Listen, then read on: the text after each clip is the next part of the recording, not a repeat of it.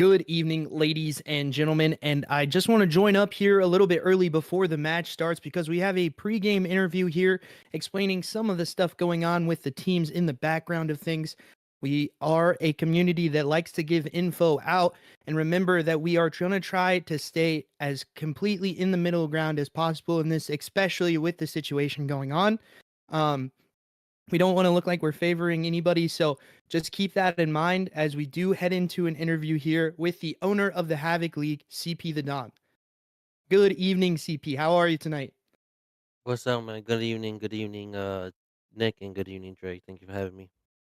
Yeah, of course, man. And so we've heard a little bit of information about what's going on with the Omega team, right? So we just wanted to come here and have a conversation, full honesty, open up, to the community as well. So just kind of a thing that we want to get off our chest a little bit as well, I do believe. So um we are going to start with a question here that I've been, we kind of have some hard hitting questions here, CP. So, Mhm. like I said before, don't worry about anything. If you don't want to answer anything, you don't have to.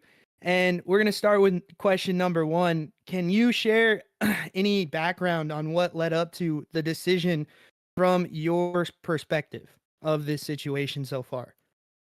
Yeah. Yeah. Obviously, losing Omega was definitely not an easy decision whatsoever. Um, because out of all the teams that Havoc had at one point, they were probably one of the most consistent ones. So definitely, like this decision itself was just not an easy one. But it was a easy way to decide, I guess, because of the actions that were taken. So we tried our best to as admins to evaluate like both sides, and I always ask for thoughts just to see how the other guys are feeling in the admins part of Havoc. So just to see if I'm not like overthinking or if I'm like am I tripping or anything like that.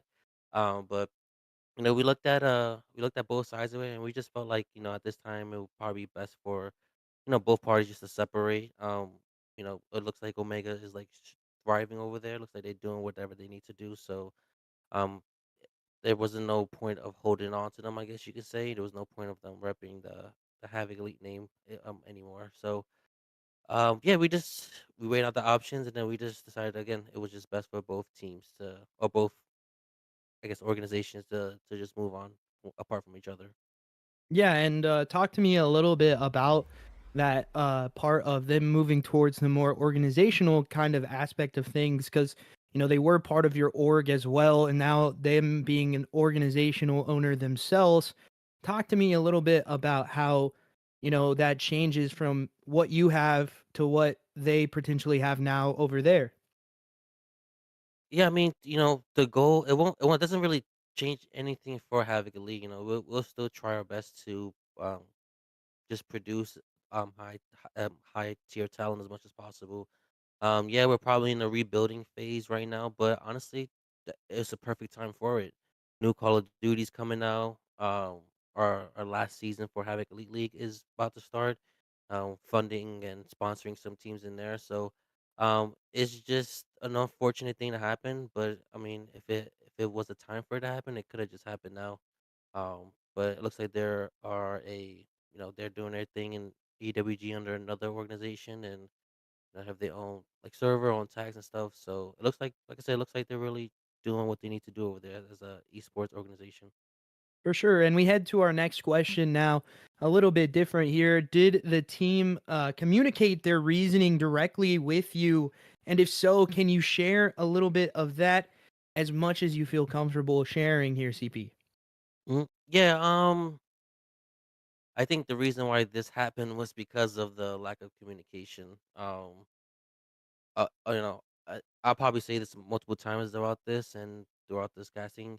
All this happened because one question wasn't really asked, and if that one question was asked, I'm pretty sure we would not be in a situation. But um, again, we just hope that things were like communicated well. But nothing was communicated. We had to like fish for the information, and after doing some investigation, some of the things that we found, that's when we came to the decision that it would just be best to just move on our separate ways.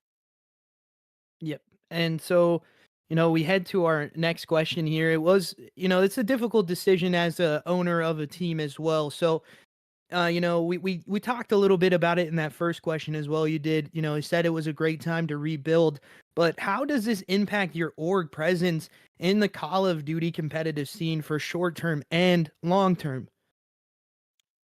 I mean, short term, we just have to adjust. We just have to adjust and, like I said, adjust, regroup, rebuild, and then just make having a league, active again. Um, it doesn't really change our vision, you know, because we always been, all true and honest to ourselves. So it doesn't really, again, change the fact that, um, like anybody that has left Havoc, didn't it, it, it hasn't like really put like a really impact on our goal or anything like that. We just continue to go back to the basics, regroup, evaluate the next steps, and then make a presence for the team. And then long term, we continue to focus on our true values, our integrity of the league. I think we have a pretty decent name of ourselves. I know there's people who try to tarnish, I guess, our name, whatever, but those people who try to do that is the reason why they're not here. And there's a reason why they haven't been consistent in any other orgs they've been themselves either. So um, just got to go back to the basics. I think one of the next things I wanted to just real focus on is probably the admin team. because all the people that came and go or dropped out or whatever, they left, but the people that stayed true to ourselves have been the admin team, and we all share the same goals. We all share the same things. So it is it's good to have that group, that core group. So again, just go back to the basics of that and then keep moving forward. And how no Yeah. problem, brother. I see your kiddo coming in. Don't worry about it, brother. So we go to this next question, a little bit of a harder question, more of a personal question, definitely for yourself as an org owner here. How do you plan to maintain or rebuild the trust within your org for future rosters after this situation happened to you? hmm Um, Trust is probably big in this organization, for sure. So we we see what has happened over the past few weeks, and then we'll just do our homework on that, see where it went wrong on our part, see where it went wrong on their part. But um, again, as much as I try to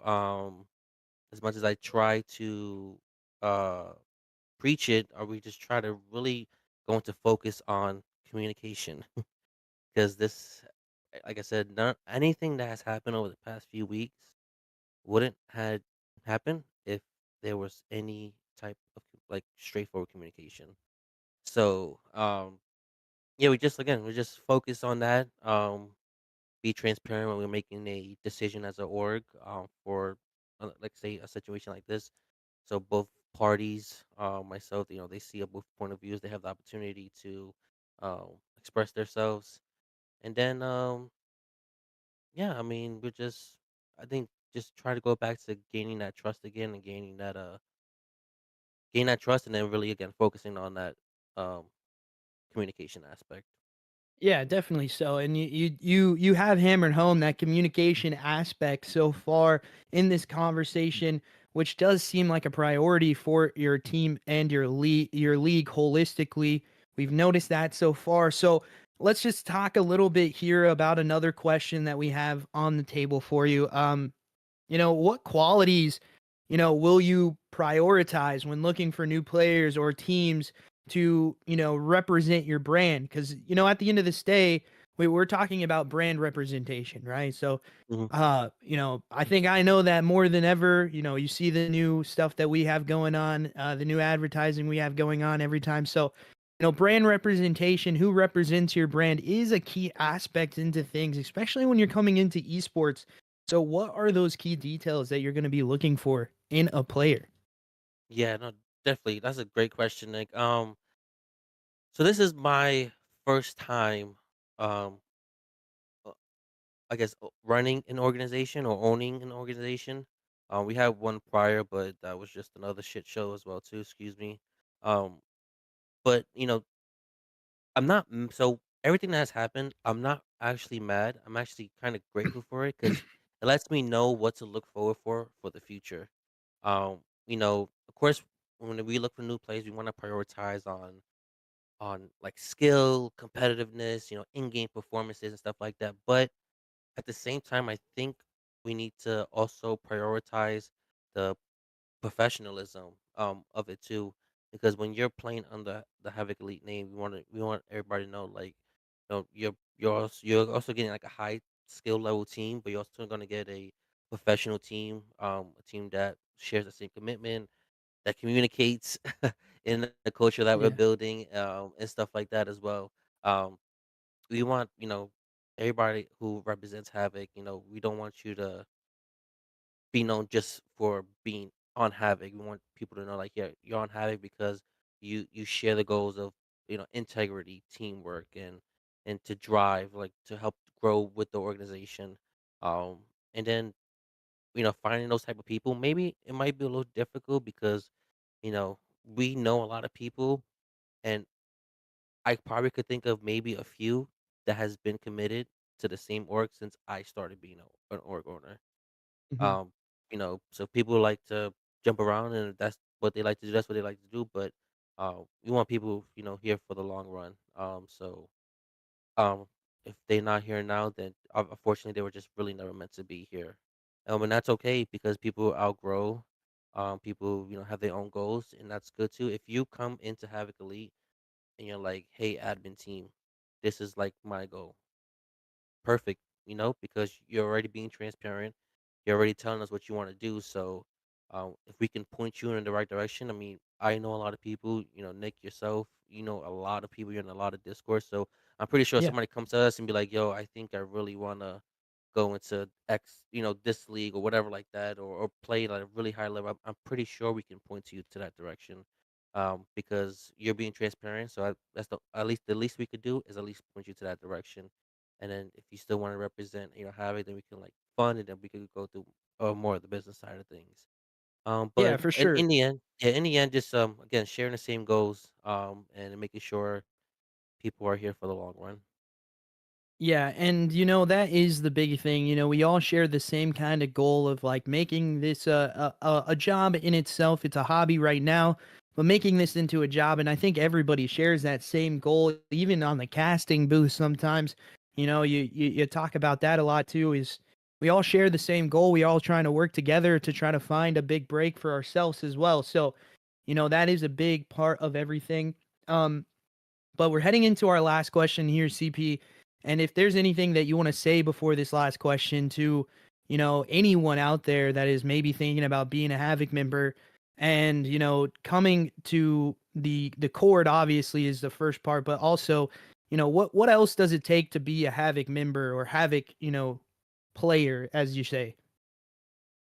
Yeah, I mean, this goes back to kind of what we talked about before. Is like, you come in, you express the goals you want, and then we will work towards to you know bringing that goal. For example, we had before about a few weeks ago, I made a team agreement because of stuff that happened.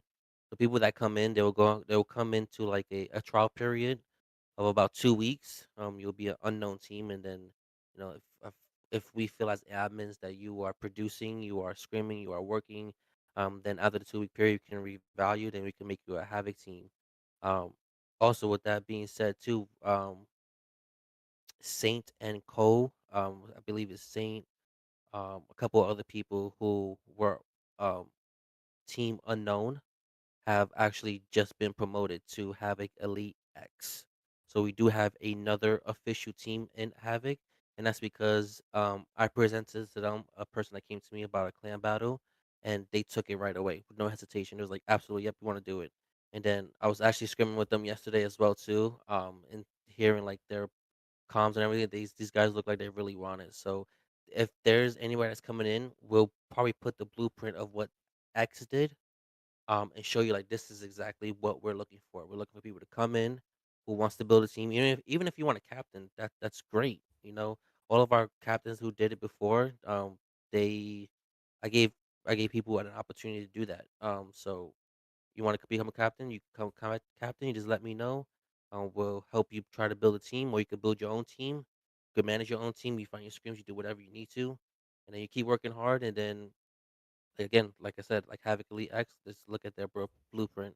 So I want to congratulate them on being another team for Havoc Elite, and we definitely look forward to for things to come. And then to go back to the question for people like who aren't here anymore, um, I guess thank you because it's been a lot of self reflect a past few weeks as well. So I mean, I don't really have a bad blood. Like I don't carry hate in my heart. Because to be honest with you, Nick, this is over a video game.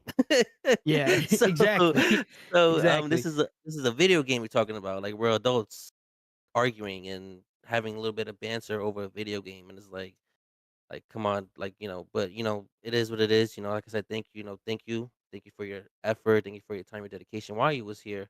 Um, you know, I know people that were here. When they were here, they tried their best to help it grow, but in the end, paths are outgrown, people are outgrown, and then they do what they got to do. And I mean, yeah, we just finished. We also just finished our Group A, so they did get their payout. For the people that thought that I will pocket the money, actually don't really know me, which is why they're here. And if you know me, you know that I'm I'm good on that part. I gain nothing from pocketing people's money. And again, they just can't compete. So there's no bad blood. I want to put that out there as well too. Aside from a few people who pretty much threatened me, and my wife, but we're not gonna get into that. And then people who said "fuck CP," excuse my language, and other discords and stuff like that. There's a few people that really won't let back in, but I don't block people. So anybody that has left, my DMs are open. I don't gain nothing from blocking people. That's just childish. You can always feel free to hit me up. And then, for Omega Esports, again, there's really no bad blood. Of course, I just wish things transpire differently. Um, but again, there's no bad blood. You guys could probably come away with this win too. And it's like if you do, that's great for you guys. So there's no animosity, there's no bad blood for anybody. So um, this is just a new chapter, and we're just looking forward to the future. We have a lot of stuff coming on. So I mean, yeah, that's really it. Alrighty, and there is some circumstances that I want to talk about here for a second because I met you through a different league that you were actually a team a part of. Like your team was under the Mav organization at the time, and then you broke away and made your own organization. So there really is no bad blood, or animosity here. CP did the exact same thing that the owner of Omega is doing, and but there is one final question we got to get to. Anything you would like to say directly to those former players that if they're listening, tonight, those Omega guys, if they're listening tonight. Yeah, I mean, Omega, if you are listening, man, do what you have been doing.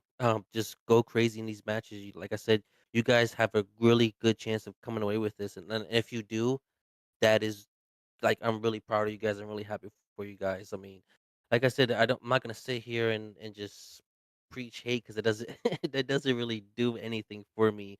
It doesn't really give me anything but a bad look or anything like that. And it's like that's just not me. That's not really who I am. So like really, like truly from the bottom of my heart, I do wish whatever is next for you guys. I do wish you guys grow into this big empire and a big organization for esports. And then to Quest specifically, again, there's just no blah, blah, blah. There's no bad blood. Um, so you can always text me if you need help to like do certain stuff within the org because I could help you with that or whatever. Just like I said, my DMs is always open. I didn't block nobody. I don't have any animosity towards anybody. It just is what it is, and then we just move on. We move on as two separate organizations, just sharing the same goal. So, just good luck to you guys tonight, and again, just keep doing what you guys are doing.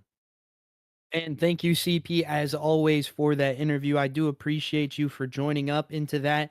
We're going to take a quick second here. We're going to move the cameras over, CP, and we're going to get the side of Quest in for a little bit of a statement that he gave us earlier today. And he just wanted to get into this statement by saying, I wanted Omega to have its own platform, a place where we could build from the ground up and control our own future, setting our own destiny, our own setting our own destination and drive. I'm not just managing a team, I'm building a legacy. At the end of the day, it's all love, CP. And that was a statement there from Quest, and a real good showing of these guys really do like each other, ladies and gentlemen. You should know that at the end of the day, there's no bad blood here, like CP said, like I've said before. And we that's why we came here so transparent as well, because um we as casters, me, myself, Dre, we kind of want to stay out of this situation, but we kind of have to, play it by ear here so you understand when you see the name Omega Esports on the card tonight. It's a little bit different, and that's why we had to explain it and make sure everybody understood. We heard from both sides as well, and we will be seeing that matchup in grand finals tonight. 7 maps to decide who goes home with the bread, and we'll be back in just a couple minutes here. We are about 9 to 10 minutes away from that matchup starting. So be back in just a little bit. We'll see you in a couple minutes. Thank you, ladies and gentlemen, for joining in that interview process.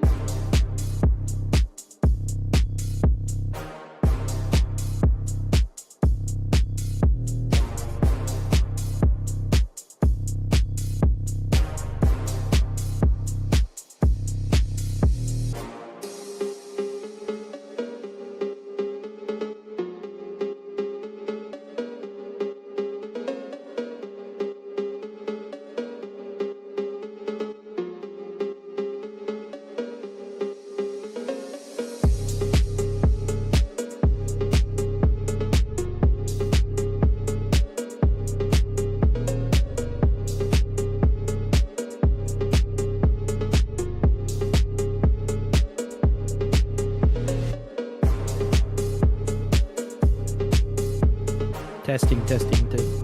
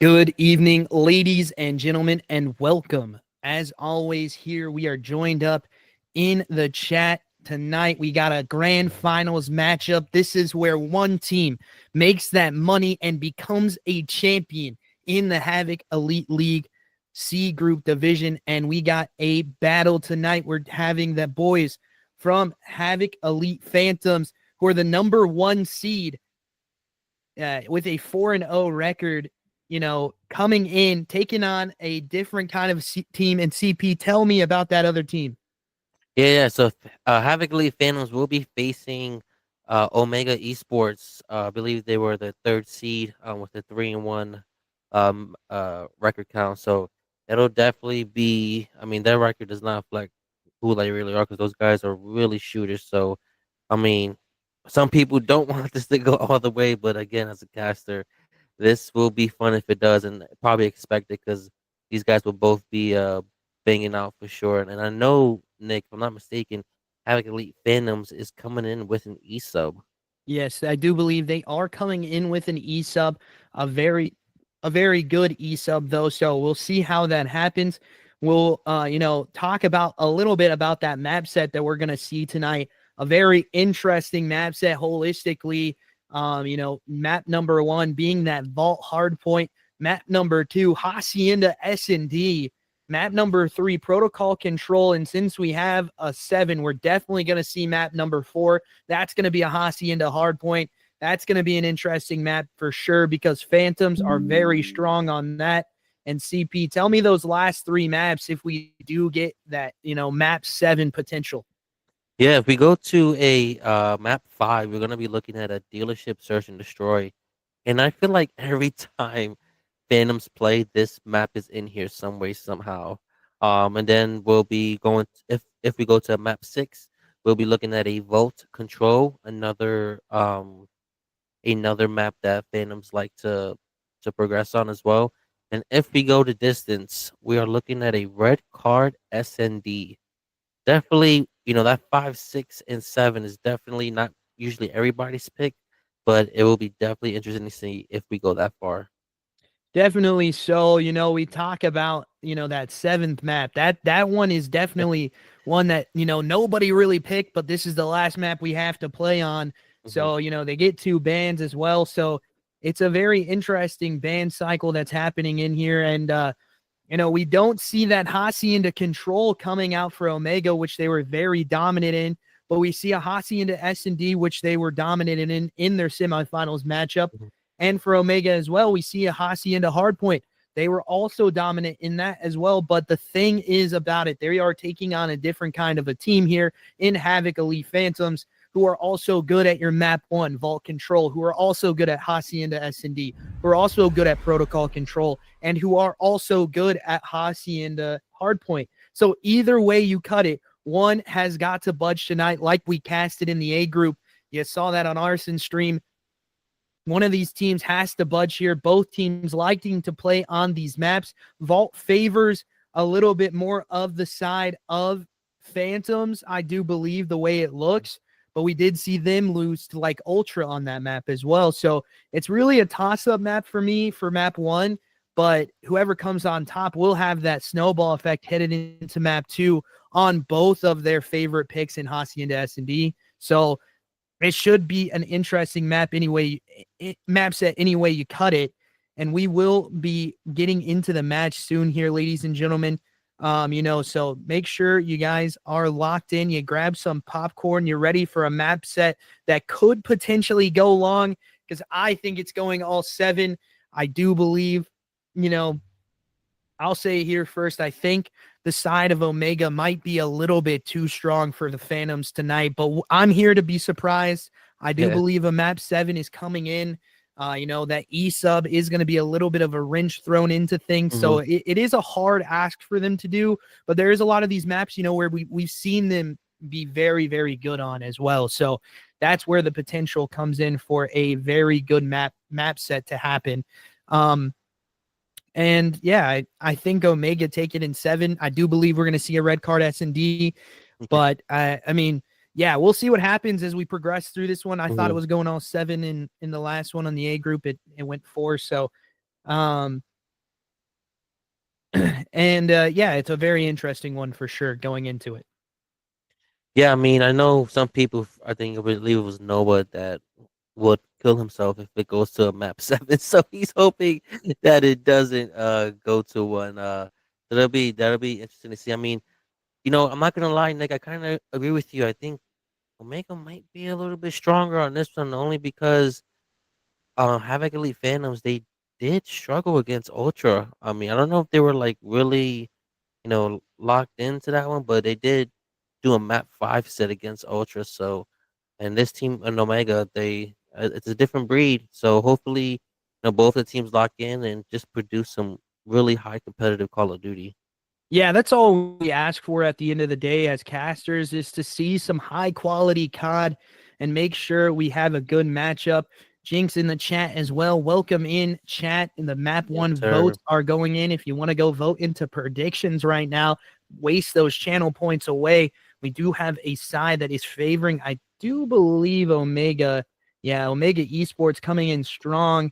Make sure you go ahead and put that vote in. It's a 7 series there, brother. Phantom's Yes, not sir. taking this in 3. They're taking it in 4, my boy. It's a Gonna have 7 game to. series, the grand finals, man. This is a And grand final series. That's not a regular game yeah, series. I also want to give, if it's okay, give a quick shout out to the teams that were in the playoffs for group. Well, it was Group B at this time. For the first inaugural season of Havoc Elite League. Thank you for everybody that was patient with us and really like supporting us. And we definitely have grown over the past few weeks as we are going to another final season of Black Ops 6. So stay tuned afterwards for that. But it is going to be a banger for sure. Definitely so, as we do get a timeout as well. Jinx getting timed out by Envy now in the chat. He wasted that 2,000 points to get. uh, we'll see you later. GG's. Envy's out as well. Double timeout. We don't have the mod team on as well, so you gotta chill out with these tonight. Wes, what's good, buddy? Welcome in. Welcome into the chat. Welcome into the chat. Welcome in, welcome in. Envy got timed out. Somebody else. Jinx got timed out. Oh man, that's hilarious. Envy timed me. Nah, you don't have to get timed out. This is you can stay in here, bro. He And got timed out before you, so that chat doesn't even count, to be honest with you.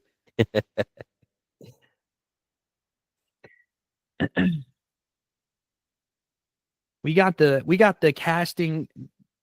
Well, it was supposed to be Dink, but tonight he had a little bit. What's good? Glue is in the chat. Come on now. Let's go, Glue.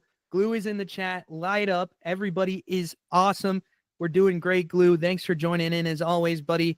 That is the man that got me into the Maverick League. I do appreciate you for that. And this can't be said alone.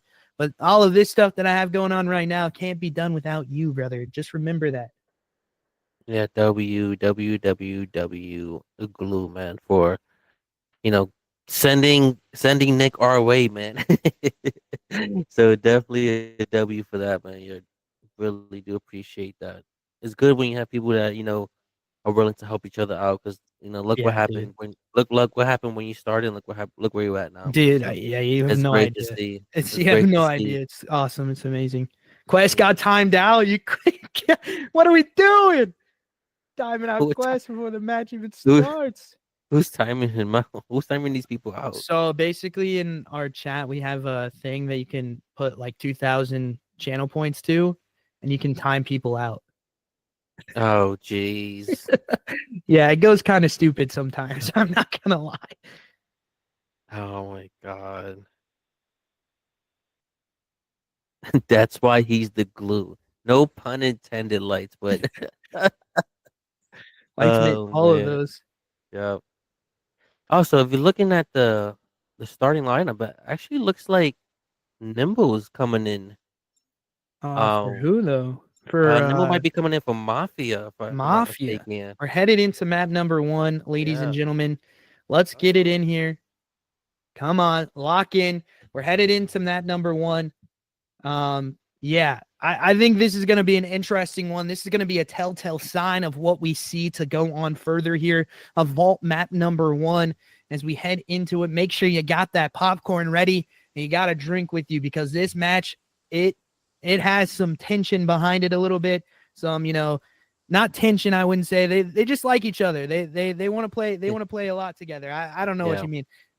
We'll see what happens here when we get into this. Havoc Elite Phantoms is going to be the side that we're on first. They're going to have the favorable. They're not going to have the favorable side here for P2. As we head on into this matchup, you can see Arson on your camera first here as he's trying to dip and dive and make some plays. Savior going to go ahead and collect one, as a 1-for-1 trade does happen. Nimble gets one as well, and now it's a foot frenzy for the side of Omega Esports. As I say that, though, Savior, though, with a clutch-up kill onto site, but Omega's still here trying to fight for this time onto P1. A very mixy hill when we get into it. Lurk on a 2-1 start. Zernak on a 2-1 start, and they're starting to fry up here. It's not looking good if you're the side of Havoc Elite Phantoms, but as I say that, 2-for-2 trade does happen into the kill feed. Now this looks a little more manageable if you're the side of Havoc Elite Phantoms. Yeah, actually, it looks like Arsenal was coming out there with an AR, so it looks like he's switching the SMG roll to AR as he felt comfortable. And he gets a nice 2-piece there while he goes to the P2, but he does get taken out there. Sawyer with the trade, he's picking up this one by truck. He does get him as the rotations are on for P2, and then the P2 is contested, and Lurk does get Savior off. 3 down now, go for Havoc Elite Phantoms. A big push here as they try to take over this P2 setup. Zoe right here on the Lurk right here on the P2. Looks like he'll be our OBJ SMG here as he's just soaking up the time and doing. I mean, this will be good because, hey, if Lurk is on point, because Lurk is a shooter himself, those guys on Omega are shooters. So great setup. But Arson gets 2 to clear out the point here for P2, taking it over. Hopefully to tighten up this gap up just a little bit. And as you see it, they do tighten that gap up. They get this last little bit of time, and now we head to a big rotation for P3. But the side of Omega Esports has the favorable side here. As you see Savior trying to make a play into the middle of the map, get this art control, and understand what's going on in this spot, as Saint is on the money part of this art point. And you see it right here. Savior gonna get that kill. A little shaky there, but he does collect onto the kill onto the AR up top and hits some money shots there as it starts to get nasty for the side of Omega Esports. But as I say that, 1 does drop out of the window, 2 in the middle of the map. Now Zoe trying to have to figure it out by himself. Can he get done here into the middle of P1, trying to figure out this fight? Can't get it done. Nimble collecting on 2, and there you have it. Omega Esports going to be in control of this P3. Yeah, absolutely. Just back and forth as we start this vote hard point for this grand final. So definitely, like I said, this is gonna definitely set the pace for the rest of this the series here, guys. So just please don't blink, because it's gonna be a fast paced, game for sure. Looks like the rotations are on for Havoc Elite Phantoms. I almost said Havoc Elite Phantoms as they try to get this rotate with Nimble on this P4 rotation here. He's trying to clear out, make sure he gets one off the top rope, and then Vance gets taken down on top art. That looks like Darnark is holding that top art, but he does get taken out by Savior. Omega Esports is holding down this P4. I believe P4 is a good money hill. It's a great money hill, soak up as much time as you need. So, oh my God, Saint gets 2 taken out, and just a pinstripe feed over there in the kill feed, guys. So these teams are going back and forth, 75 and counting to 49 in favor of Omega Esports.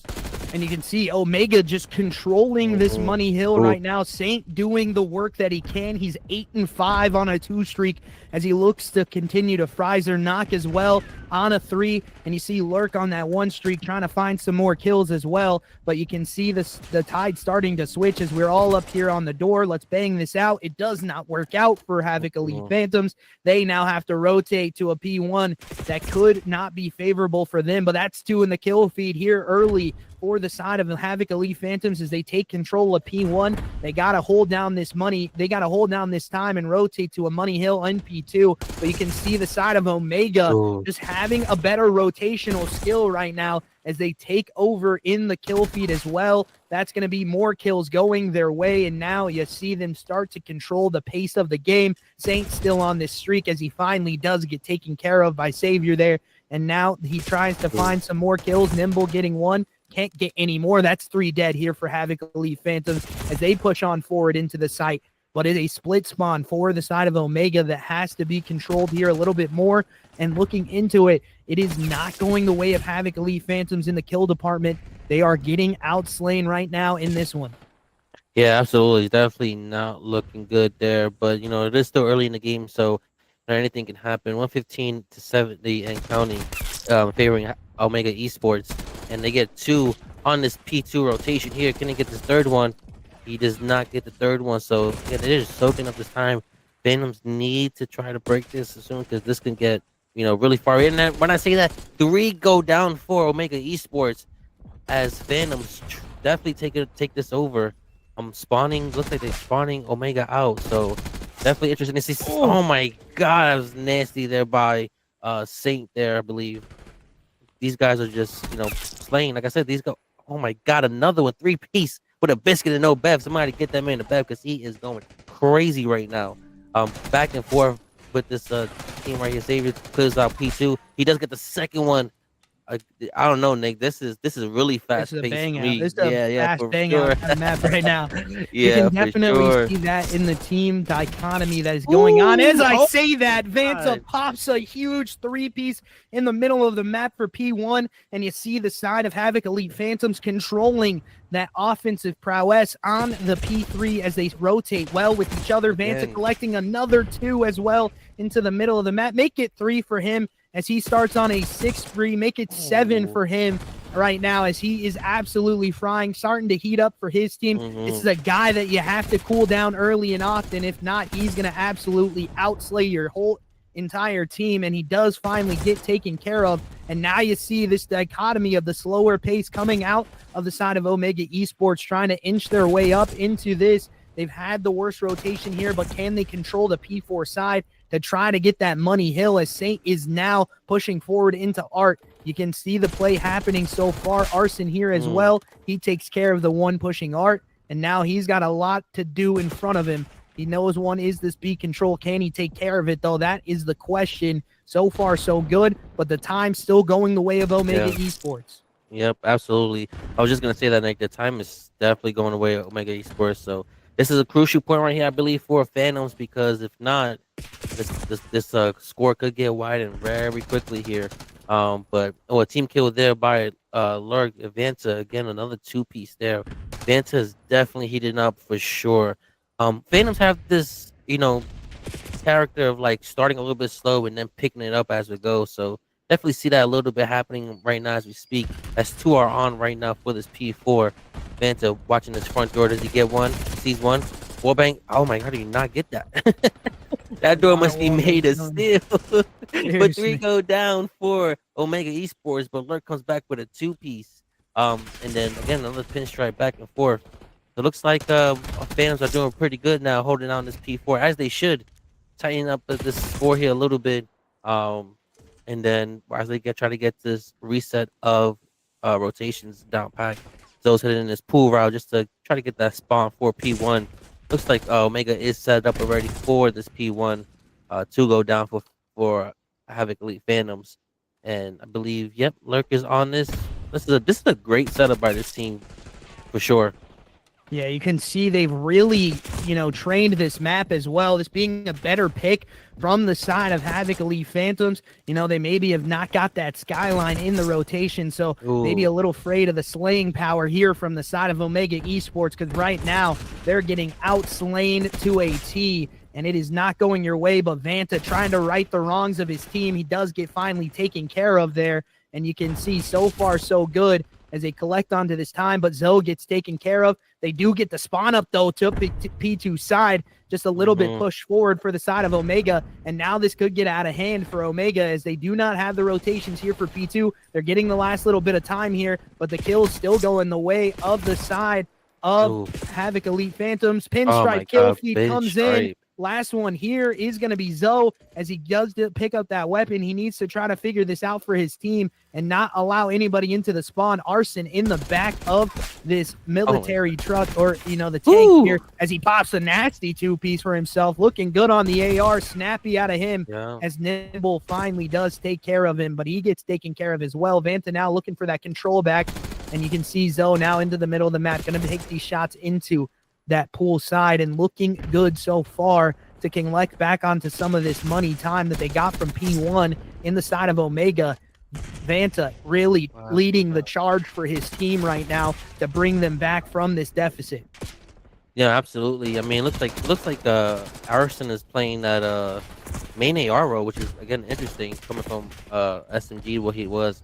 But Vanta definitely heated up here on this map 1 vote. Because he didn't start off pretty good, and now Havoc Elite Phantoms do have a lead as we go into a P3. I mean, but again, these guys are definitely heated up for sure. So this could go right down to the wire, guys. So please, again, keep your eyes, don't blink. Keep your eyes peeled, don't blink, because this is a back and forth one. As the pinstripe kill feed again, back and forth has been since the jump. Nobody's on P3 here, so this time being wasted. All right, now Omega Esports is on this P3. 2 to go, down 4. Havoc Elite Phantoms. Looks like Noah is on this point. Oh, to get taken down 3 down to 4. Havoc Elite Phantoms again. Noah holding this as with the AR on P3, trying to get Arson up top. R, but he does not get him. Somebody's right there again. Time being wasted. Looks like both teams are not really focused on this P3, Nick. Looks like they're trying to worry Burbank at that rotation for that P4. Yeah, you can see that the, Omega Esports is trying to fight for this P3 time, but they're just getting spawned out into the deep pool side. And Zoe here trying to collect onto these players. He knows one more is probably here. He is right. So he's just going to play back here a little bit, make sure he can take these chows with his team as well, as he knows one now is in that middle, getting that sound cue there is allowing him to understand what's going on. Let's go ahead and head into a listen in with Havoc Elite Phantoms as they try to finish this one out on a winning note. I'm cruising this. I'm cruising. Front door. Zarnox. Mid. Oh, lane. Mid. Timothy. Dead. Nice. Lock it in. Let's go. Nice. Good shit. Let's go, baby. Come on. Holy My fuck. fucking god. Let's fucking go.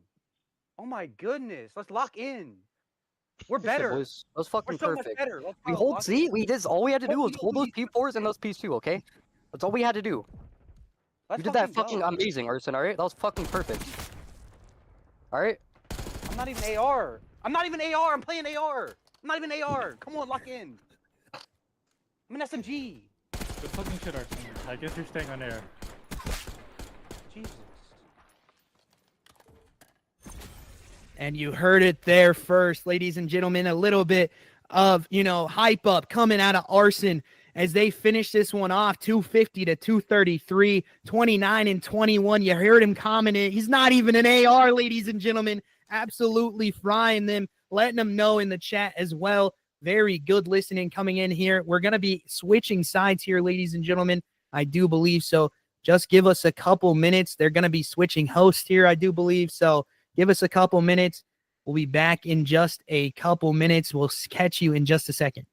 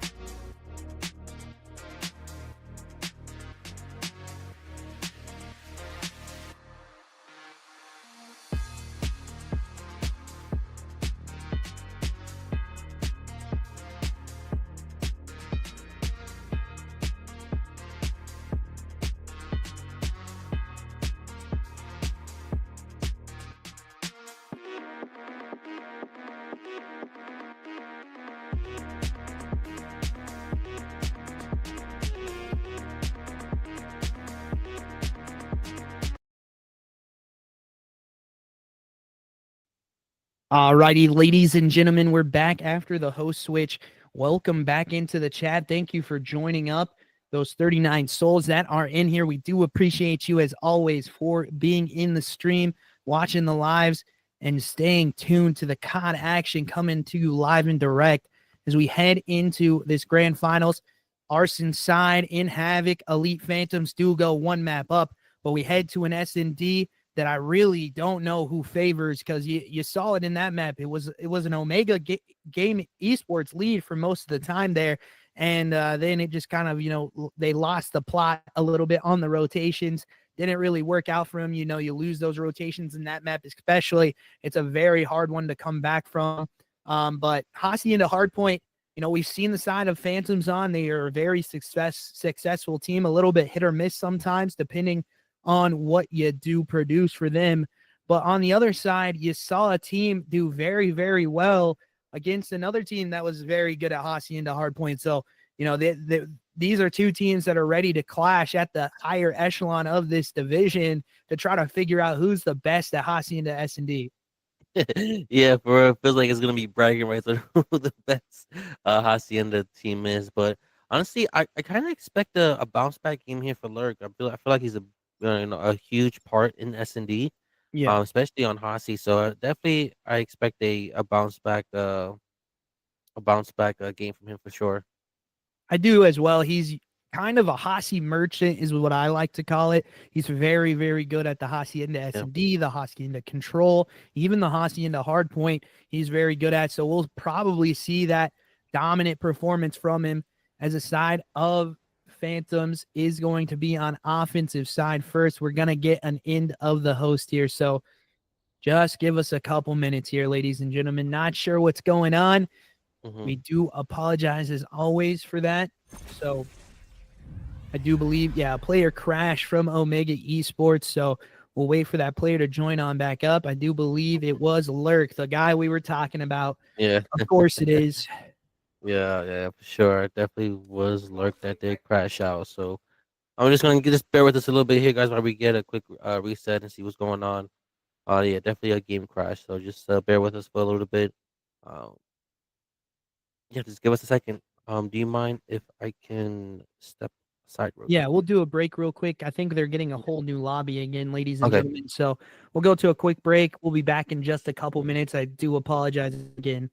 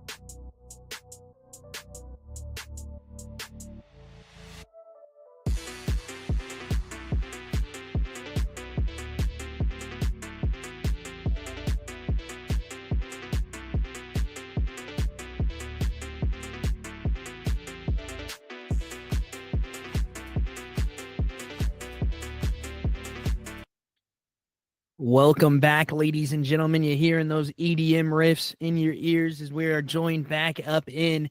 I just wanted to take a second and talk a little bit about this Hacienda S&D. We've seen the side of Phantoms be very mediocre at this map, but they've also had glimpses of greatness as well. So, talk to me what you think is going to happen here. You said you see the side of Omega bouncing back in this map number 2. Yeah, I definitely see Omega probably bounce back, especially like I said, I think Lurk will actually probably have a bounce back game as well too. He seems to be really a strong part for Search and Destroy. Like I said, these boys on both sides they love Hacienda, so um, it could go to distance, or again, we could expect a blowout game here from Omega. I Yeah. think, sorry, Nick. I No, think go ahead. if Phantoms do happen to go up, this second map, I definitely think Omega will be having a hard time trying to fight back because again, I think we mentioned this before, Nick, when we both casted Phantoms. Once they get on a roll and once they get hot and ready to Yeah. go, it's hard to stop them.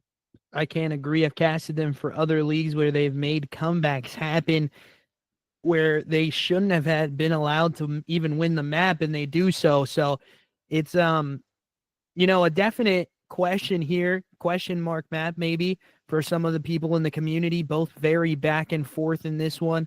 A hard match to cut it either way. It could go to the side of Havoc, Elite Phantoms, but I mean, I think it's a toss-up map. This is a very big, crucial map for both of these sides, in my personal opinion.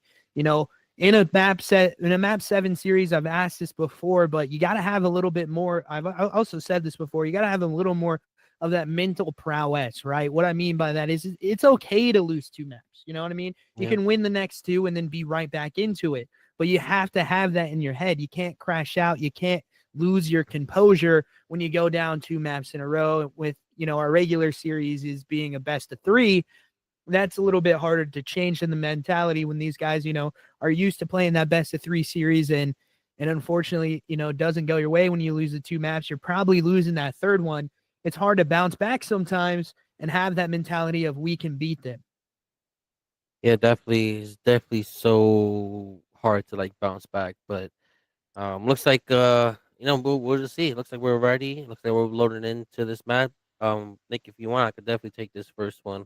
Yeah, go ahead, brother. Um, but we'll take over this first round. Obviously, we like to be on the attacking side here, so I believe that will be the side of um Havoc Elite Phantoms, if I'm not mistaken. Omega. Omega. I apologize for that. So it looks like they'll be on the attacking side here, I believe. And with this lineup, I believe Lurk is your bomb. Yep, yeah, Lurk is the bomb carrier. So, looks like these guys will be doing a split here, two B and two mid here. Looks like they will be doing a B push here, as they do see some information. Vince gets one. Vince again holding his top side here. Lurk bomb carrier just being really patient.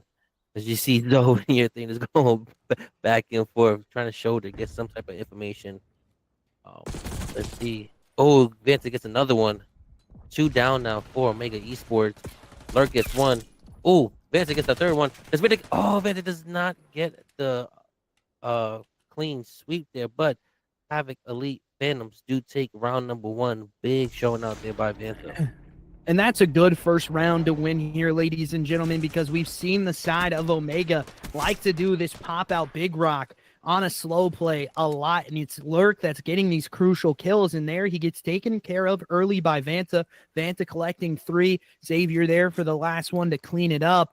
And the side of Omega now going to have to be on that defensive side, showing a little bit more of what they're going to be doing on the map as a side of Havoc Elite Phantoms do go on offense. Arson going to be your bomb carrier. That's going to be pretty common here, but they're also going to like to maybe hit this B side out pretty quick. You can see the pressure coming in quick. They like to play slow on the side of Omega Esports. We saw this in their last matchup where they just kind of play this slow mid route that they do eventually flank on. You can see Lurk already playing fully back for that site.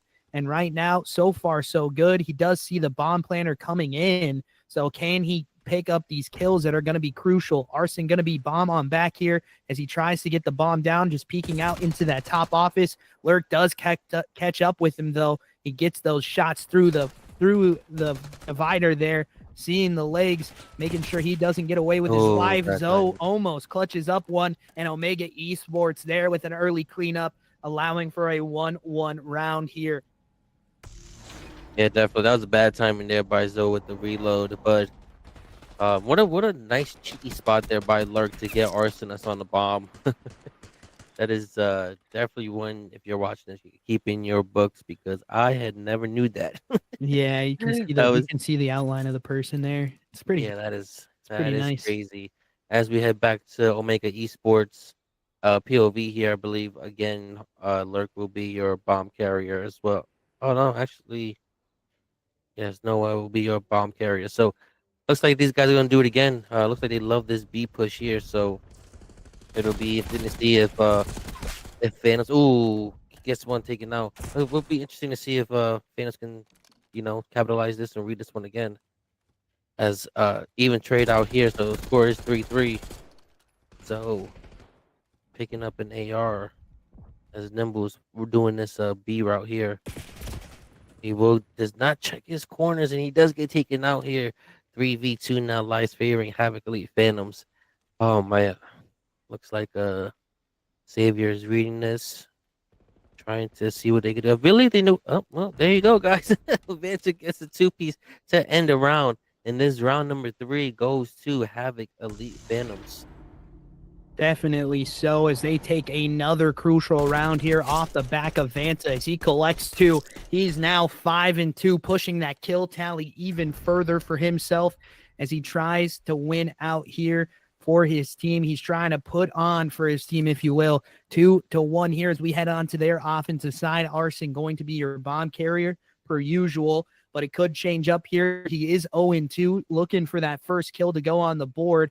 He's the only one on a donut right now. Savior actually going to be the bomb carrier here, as the AR is going to be allowed to play out a little bit more for the side of Havoc Elite Phantoms. You can see the play maybe coming through this mid-hall. Stun check does go out. They're not getting taken care of by Vanta there. And now a 3v4 scenario with bomb potentially going down here. Lurk not in the usual spot, pushed up close to it. As you can see, a very, very interesting fight going on. Kill through the middle of the map does happen. Savior, though, with 2. As Lurk does collect onto 1. Can he get any more here? That is the question. Bomb going down. Lurk looking for a kill here. He collects onto 1. Can he get the second one? Now a 1v1 scenario for Lurk, the clutch minister, and he cannot get it done. The clutch does not work out for him this time. The stand-in E-sub coming in clutch as Savior finishes it out. Yeah, that was nice by Lurk. Would not knock that. He almost had the clean feed there. But definitely big shout out to him, because he could have definitely changed the dynamic of this game. That will probably definitely bring up some momentum if you do something like that. So, but Havoc Elite Phantoms do take this round, and they are up 3-1. As again, Omega Esports, let's see if they try to switch it up here, or they continue to stick to the script. Looks like a lot of people are holding each lanes up here. All 3 lanes are being covered here by Omega Esports. Let's see if this throws Phantoms on the throne. It doesn't. Arson gets 1, but 2 go down now for Phantoms. 3v2, 2v2 now. Even up the life count here. 3v1 now, as Vanta is your only one left for Havoc Elite Phantoms. Let's see what he can do here. If we can read it out, or what? Or is Omega gonna plan, or just gonna wait to peek him out or something like that? Be interesting to see what they do. I believe they are going to plan, so they will be planning here at A. Vanta gets 1. They know where Vanta is now, so let's see what they do. Is they going to do a route here to B? Oh my gosh, Vanta read that perfectly. Oh my god, 4-1 now is your score for Search and Destroy here on Hacienda. Vanta is definitely showing out here. Showed out in The first map vote hardpoint definitely showing out here in the Havoc. I'm sorry, on Hacienda Search and Destroy. Yeah, definitely so. You can see that 9-2 kill board for him. He's 9-2 in the first 5 rounds of play here, doing absolute work. Sorry, 9-3 there. As you can see, he's going to be on the offensive side here. Let's see if they can win another round to elongate this lead even further out against the side of Omega Esports right now.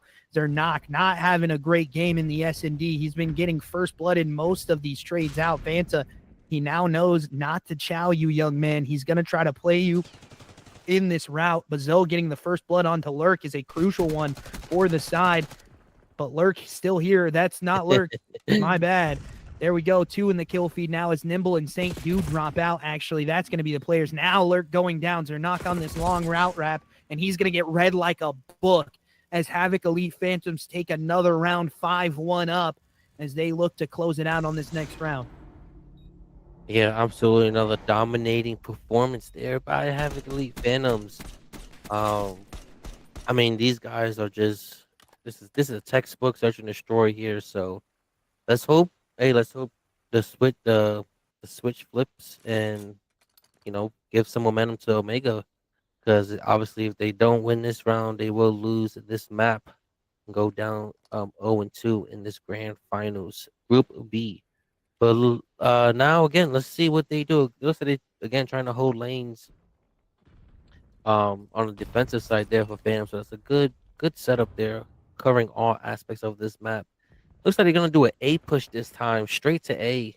And I am a big fan of teams, planting quick, because I feel like the momentum does, um, the pressure's on to defuse.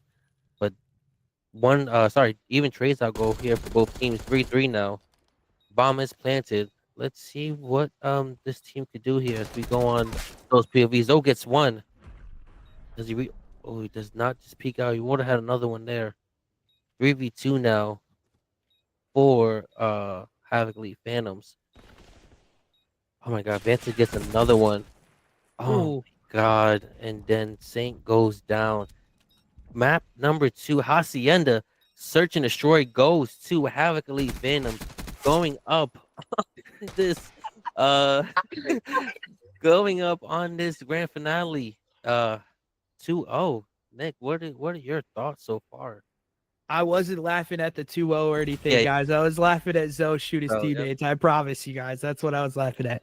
But 12-13 from Vanta, a very crucial name that the side of Omega Esports is going to need to try to circle now, because it is not looking good. That AR battle against Zernak is not going in the favor of the side of Omega Esports right now. They're 2-0 down. This next map has to be a map win, or it could get hairy for you as you head into that map number 4. But we head to a protocol control next. Ladies and gentlemen, we will be doing another host flip here, so we'll be on a break again. I'm sorry. I might just say screw it and just wait through it, to be honest with you guys. Yeah, we'll we just could sit here and definitely talk do to that. chat for a little bit. Mhm. But again, the side of, Havoc Elite Phantoms come out on top, and they understand the prowess and the pressure that's going through this situation right now. And it's going well for them. Very, very well for them, in fact, as we are not going to be flipping the sides here. So it's a little bit easier for the stuff to go in. We don't have to worry about that. But the control map, talk to me about this protocol control. What are you thinking? What do you like? What do you dislike? I think I just dislike the map in general. I hate that there's only so few control maps. Because I personally think out of all of the control maps that are here, this is the easiest one to spawn trap in. Oh yeah, definitely. So believe, um, I believe that this will be a spawn trap type of thing. Unfortunately, I believe both teams will go right to the spawn and again just trap them and take away as many lives as they can. I expect it for both teams, and then obviously with that though, on the other side of spawn trapping, if you're spawn trapping and you get down, you're 4 down, and that gives the team the right to stack a point and take it. So just gotta be really careful with that. But you can also spawn trap on the attacking side as well. So it's definitely interesting to see for this protocol control here. Yeah, my thing is about it is that we talk about control maps, and protocol, in my personal opinion, is the only one that really hasn't changed since any of the updates happened. The maps kind of stick to the same. The spawns really haven't differentiated very much, unless you're on that on that grandma side on the road there on the little street. You'll spawn them out onto the B point a little bit more. Same thing goes with the statue, the lighthouse. I mean, if you pushed up through that lighthouse, they'll spawn over by the A site. So you kind of know where the spawns are coming from on the offensive side as well. But the thing is about it that we have to understand is it has the aspects of every other map as well. So in the vault control, you have to, watch that spawn trap on both Yeah. sides. That's going to happen to you majority of the time on your offensive side in this map. Defensive side is going to get a 3 dead. You're going to get spawn trapped. It's all about how you can fight out of that spawn trap, right? And then we go to a hacienda control where, you get a 3 dead and you hop onto point, and then all of a sudden the round changes and you're now in the lead with it. So it's a definite interesting one for sure as you take another look at that map set. We have a long one coming in, so it could be a very, very interesting one for sure. I'm not so sure how to cut it. This has to be a map win here for Omega, or it could get out of hand really quick. No, absolutely. Yeah, the pressure is definitely on Omega to perform well on this map. As you said, Nick, if they don't, I mean, they'll go down 3-0, and I don't know, man. I think that'll be really hard for them to come back. But obviously, we'll talk about that if it gets to that point. But this is, I know you say search and destroy wins. It wins a championship, but this for a grand finals, I think this map right here is going to be the turning point of this whole series because if Omega wins, they could again get that momentum, come back. But if Phantoms wins, they could keep that momentum going and then take it a sweep if anything. So you just don't know. But I feel like this map right here is a big turning point, a big crucial map for this series. Definitely so, and I do believe we're going to be seeing the side of Arson and Co. on the defensive side here first. It's going to be Omega Esports on offense as they try to fight out of this heavy spawn trap that can be opposed by the defensive side. He sees their knock with the SMG in hand, collecting on the first kill there, and now it's a 1-for-1 trade. He's headed up to this B site to try to figure something out here as they try to open this up a little bit more. He collects another one. That's 2 for him on the B point as well. As we said, this map can change very rapidly, so stay tuned here as 2 die in for Omega as well. They're collecting on both points, but a clean wipe out of Havoc Elite Phantoms. You have Zoe in the spawn trying to control pace here a little bit. Another player now pushed up, and that's going to be Savior, but he gets taken out as well. Vanta here now in the front of sight trying to control this pressure onto the map as Arson does get dealt with, and he knows that this map pressure is going to be coming through that top mid side. They're up 1 life. It's one of those things where you can see the kills now favoring the side of Havoc Elite Phantoms. It switches very often in this map. It can go back and forth, and so far it has done so. Yeah, it definitely has done so. Again, back and forth as we go here in the kill feed again by both teams here. And then you see Zoe you see Zoe in that spawn trap. I mean, like I said, we did predict this, so it looks like a tick will be taken here for never mind. A Kobe nade by Arson takes him on. 3 go down for Omega Esports. This will give Phantoms a perfect time to move up a little bit in that spawn trap, which what they'll probably do. I believe that Zoe will be going up there. Zoe was taking out actually, and then Nimble holding up this top rope. 2 going down for the A point, but it was only 1 on there now. I believe that is Saint on there.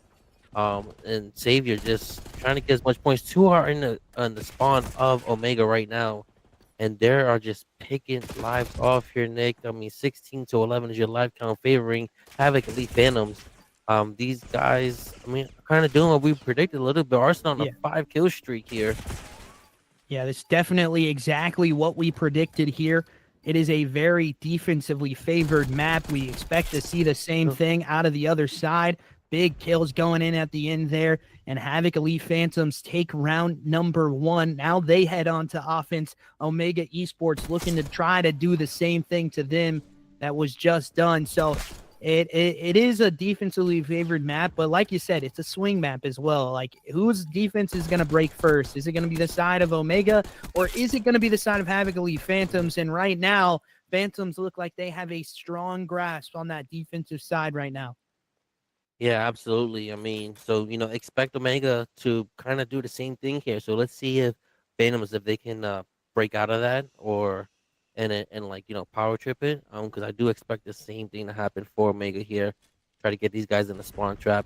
I mean, the spawn trapping is a little cheeky, anyways. But I mean, if it's in the game, it's in the game. You gotta hate the game for that. But two get taken out here on this. And two go down already for Omega. Ooh. 3 go down for Omega. Pinstripe kill feed here. Trades are equally given out here. And let's see what these guys do to capitalize on that thing. So Zoe right here, bottom grandmas. Just so this is what I'm saying. You can spawn trap on the offensive side. You're seeing it right here with Zoe. Savior on the point. You see Savior on the point here. Oh, he does not get Noah on top of top grannies. Oh my God, Savior getting progress is being taken here at A. 24-20 is your live count favoring Phantoms. And again, look at these guys. Oh man, Yeah, he almost had that. They're doing really well, but let's head into an Omega Esports listen in as they try to break this hill time that is favored for the side of Havoc Elite Phantoms. Play together. One B side, deep B side. Another one, they're bottom granny, or bottom trips. Going top trips, going top trips. He's going top, he's going top. There's two there. One spiral. One going spiral behind him. No eyes. I have no eyes. Top trips got me. Savvy top trips. He drop mid gun, one mid gun. Mid gun. I spawned literally in the sides. On A, dead. Nice. One heli on heli with you. One shot, nice. Yo, back these steps. Going bottom P3 right now. Two there. Yeah, stay up heli if you can. Stay up heli if you can. One might go spiral. Our shot on time. I can't tell him. Somebody tell us go time. Outer time. Mid gun behind you, lurk. Outer, hit him. Dead. Mid gun on sidewalk. Nice. Nice. Good shit, boys. See, that's how you fucking play Don't fucking together, like bro. Play together, bro. These guys can't fucking hold Yo, us. this offense, we have to go together. We're literally spawning up and just going wherever. And you heard it there, ladies and gentlemen, talking about a little bit of plans going into this next round. And you heard the comms coming out of passion comms coming out of the side of Omega Esports. They don't want to lose the grasp of this one. You can see that this map matters more than anything as we head into a 1-1 series now. Tied up going into round number 3, and defense has prevailed so far. But we head back on to the side of Havoc Elite Phantoms defensive side. You heard it in their comms in Omega. They gotta play together. They have to be a little bit more in the comms as well. Very lackluster from that first comm listen when we did have, but you can see the side of Omega Esports already making plays into this, but that's too dead for them. We should go ahead and head into a listen into that side of Havoc Elite Phantoms as they try to take over this time as well.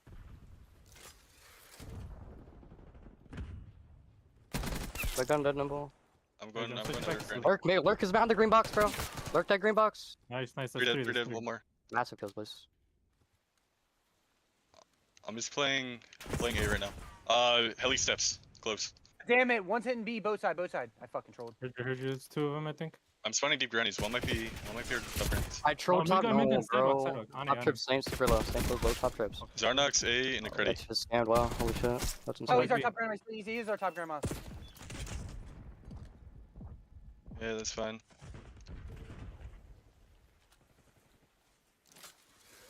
I'm going top tower. Yo, they're top trips. Oh, okay, I know, Zarnox. So not Chloe. He's still there. Yeah, I'm just playing out of B. We're Looking two lights grass. still. We're missing two. We're missing two. Nimble grass. That's fun. They're coming mid dead.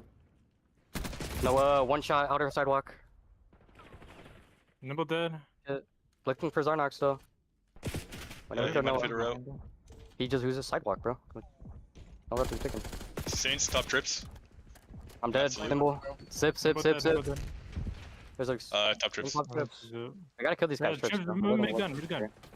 We have no control anywhere, bro. They're just Mid tower. Mid gun again. They're spawning weird. One's on our spawn. One's 100%. Oh no, he's bottom. He's pushed up the Yeah. stairs. He's on the elevator. Yep. And you heard it there Yeah. as the side of Havoc Elite Phantoms, a little lackluster in the comms. Omega Esports taking over this time, looking to take it Ooh. over, but the good break coming out of the side of Havoc Elite Phantoms. Yeah, absolutely. They can tell by the comms either they just being really calm and chill. I mean, that's what I got from it. But yeah, definitely not as active as they usually are. So I don't know if that's like taking a toll on them or what. But 9-11 here is your kill count, favoring Omega at this time by 1. And they only need 1 tick for this B point here, and this could be very stressful actually for Omega. Because they only have 37 seconds to try to get this point here or take it out on lives. As 9-6 here is your life count. Not 8. Oh my god. Vance almost locking right onto the second one there, but does not get him. Saint does peek on A. I'm sorry, on B, but he does not get it as progression here will be given on 2-piece there, and it looks like this round will be going to Omega. Yeah, that's 4 down. This Ooh. round will go to Omega. A clutch kill there by, I believe that was Noah, if I'm not mistaken. Clutch there, and then yeah, this round 3 goes to Omega Esports 2-1. Yeah, very interesting one. I said one of the defensive sides is going to have to break, and you saw it here. That man on your screen, though, putting up big numbers into this one, trying to push his side back. They know they need to try to control this time a little bit more. So we'll head into another offensive side of Havoc Elite Phantoms. Can they push it the envelope? We're in round number 4 right now. As we cut it, if we head it to around 5, I do believe if they capture these points on this side, which they have to win the game or go to lives, they will be in the lead here for the defensive side. Lurk going to be opening up with first blood, though, as Vanta collects onto 1, gets taken care of there by the middle of the map player again. And now Lurk trying to make a play into this top zip control. That's going to be 2 dead here for the side of Havoc Elite Phantoms. He knows where they're going to be at. That's 3 dead. Make it 4 as all do die. They're back in their spawn. Lurk makes another huge play into the front of sight and gets another kill into his board as Arson tries to push out of this time. He knows he went down into this part of the map. He just looks away for a second, and Nimble clutches up that kill. Can't get one, though, onto Zoe. And now Zoe looking to try to continue to fry here, but he gets taken care of. Lurk doing that work into that map as well as they're knocked down, knowing a player's at B, takes care of him. And it's a back and forth that right now favors the side of Omega, up by 5. Yeah, absolutely there. I mean, these guys definitely are. I found the momentum a little bit for sure. I mean, as Zarnak is on a 5 kill streak here, looks like Phantoms are trying to get this B point capture here. We'll be taking a tick here. So it's interesting to see 2 go down now for Phantoms, but 2 go down now for Omega as well too. Pinstripe kill feed again. This live is favoring Omega Esports, and to be honest, Nick, it looks like this is going in Omega's side again. And if they do come out with this win, this could be a big turning point, like I mentioned in the before the match. So it'll be interesting to see how they do this map. Map 4 here. Will Omega take it as Lurk goes into the? Oh my God! As Lurk goes into the spawn trap, gets 1. Does he get the second one? He does not get the second one. 3 down go now. 3 go down now for Omega, as they need to stack this point here to try to reset the time, because this will be huge. 3s are on B. Looks like they will be capturing this, and they do secure it, and the time does reset. 13-11 now is your life count favoring Omega Esports. 12-11 now. Oh, that could be a big turning point here, Nick. What do you think? Yeah, 11-11 here as we head into this 8-point capture. The kills now all going the favor of Havoc Elite Phantoms. They have a 2-stack onto this as well. They have 1 mid-gun, and this looks to be a hard ass for the side of Omega, but 1 does go down if you're on the side of Havoc Elite Phantoms. He collects another one, make it 2 as Zoe starts to heat up into this one. 1 in the back of the map still gets taken care of by Lurk as he now controls the spawn. He gets 3 of his own, And now he looks to pop up 7-6 here. Still a doable ash for the side of Phantoms, as they only need a little bit of progression left into this one. They need this 4 dead quick, and they need to try to get onto this hill even quicker, as one does die again. 7-5 now as we head on into it. Kills still going the way of both sides. 6-5 as we head back into it. One does die out. No life remaining for the side of Havoc Elite Phantoms. 6v3, 6 wins over 3 here. And now you can see, but Savior pops a nasty 2-piece to make it a search and destroy round on Protocol. Trying to take control of this A site. Saint up in top grandmas, making sure they don't get out on the site. And they do so as Savior collects onto another one, as he says this is not over, but it is. Omega Esports clean up the last 3, and that's going to do it for map number 3, as Omega take it 3-1. Yeah, absolutely, man. That definitely came down to the wire. It could have went either way for sure. But what a great comeback there by Phantoms. But unfortunately, it was just not good enough against this Omega Esports side, as they definitely dominated on this protocol control for sure. As we head back into a reset of rotations here, as we go to, I believe it's a Hacienda Hardpoint. Yep. But the map series is now 2-1. Favoring Havoc Elite Phantoms now, where this hard point on Hacienda, it could be another game changer as well, Nick, as they both love this map.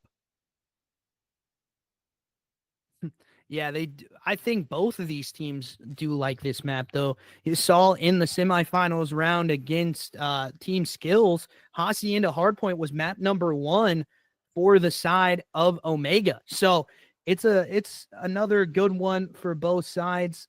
Yeah, I think they trolled a little bit on that as well. Didn't get out into the kills fast enough. It started a little bit slow. You look at that back half of the map set, it's an interesting one for sure. We have a Hacienda Hardpoint next. Then we have a dealership S&D, and then going into a vault control. And then you wrap it up all in a bow with red card S&D, which I said at the beginning of this, I do believe is going to be the match that we see. We're going to see that map number 7. We're going to see what happens here holistically. But right now, it's Omega on top as they take another map, but this is their first one. They take a map off the side of Phantoms to keep them alive in here. I said that was going to be the map that decides this one, and definitely a crucial map when coming out of the side of Omega. If they go 3-0 down, it's a very hard ask to do on a Hacienda Hardpoint. Yeah, definitely for sure. So, big kudos to Omega, as they did take that map 3 protocol, because like I said earlier, I mean, this team favors both of them. So this map favors both of them. So it could have went either way, but kudos to Omega for definitely fighting back, because that was very down to the wire there for sure. So it'll be fun to see this map probably go the distance as well, as the first hard point was, I think, like what, 15-second difference? Yeah, Like very 15 close. It was very close. Okay. All right. It was Looks a like very close map, definitely so. And we'll talk a little bit more about this map, and then the players need a bathroom break, so we'll send you to a break real quick. But yeah, definitely a very close hard point number 1. You expect the same thing out of the side of Omega. They were outslaying you. They had the rotations early, but then they just kind of lost the plot on rotations. You look, maybe this is more of their map set that they like.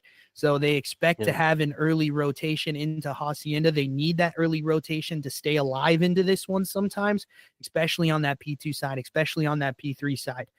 And yeah, that's definitely what's going to happen. Absolutely. So this would be definitely a fun map to see. I mean, each map so far, probably aside from that search a little bit, but these maps have been back and forth. So again, fast paced. This hard point is going to be very fast paced, guys. So please keep your eyes peeled. Do not blink, because it's just gonna keep going back and forth and back and forth. And we'll be going to a break here for just a couple minutes, guys. We'll be back in just a second. Make sure you stay tuned. Grab some popcorn on this break, grab a drink, and get locked in.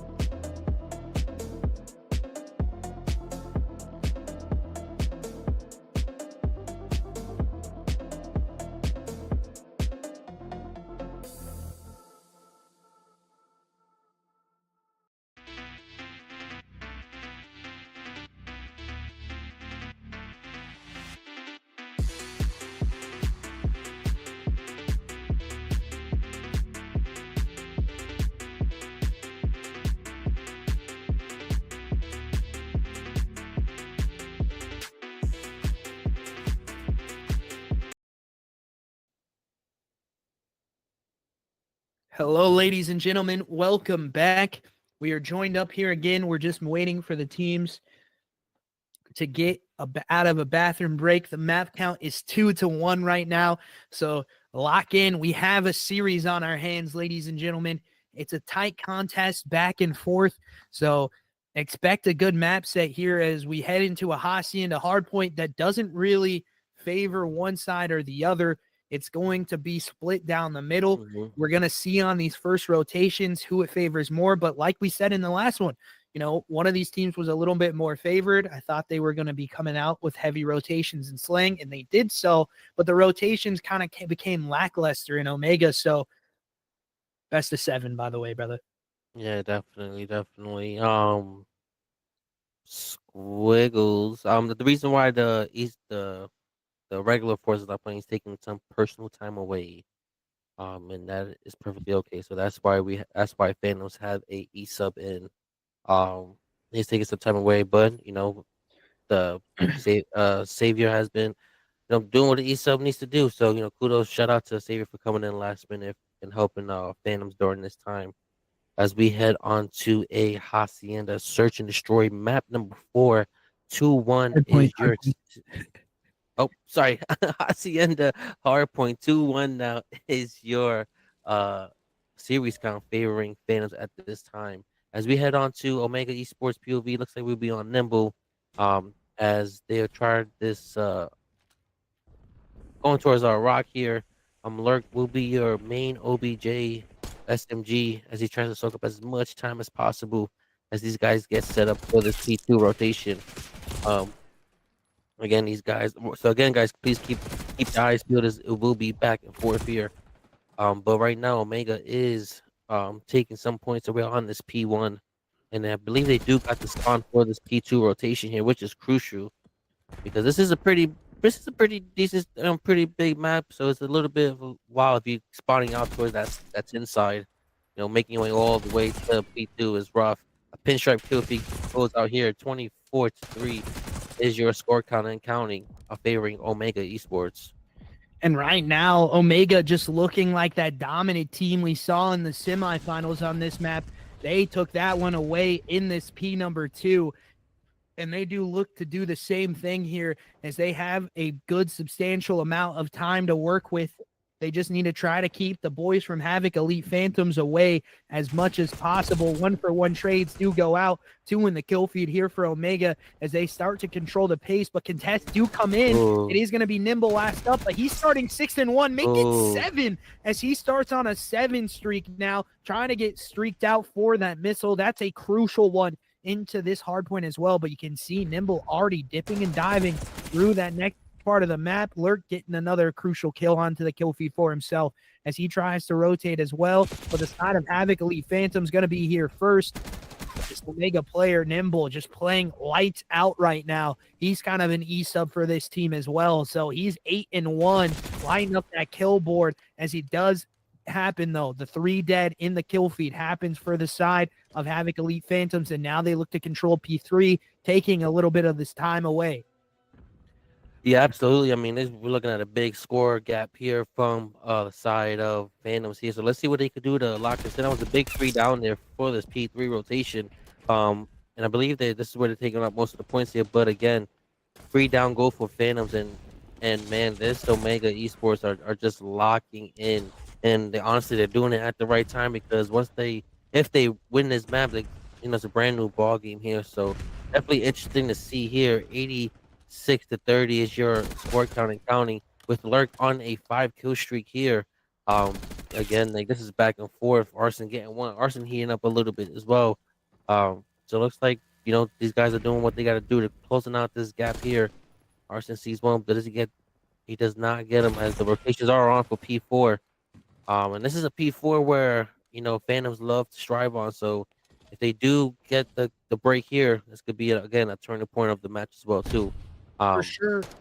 Yep. Go ahead. For sure, definitely a turning point here for the match.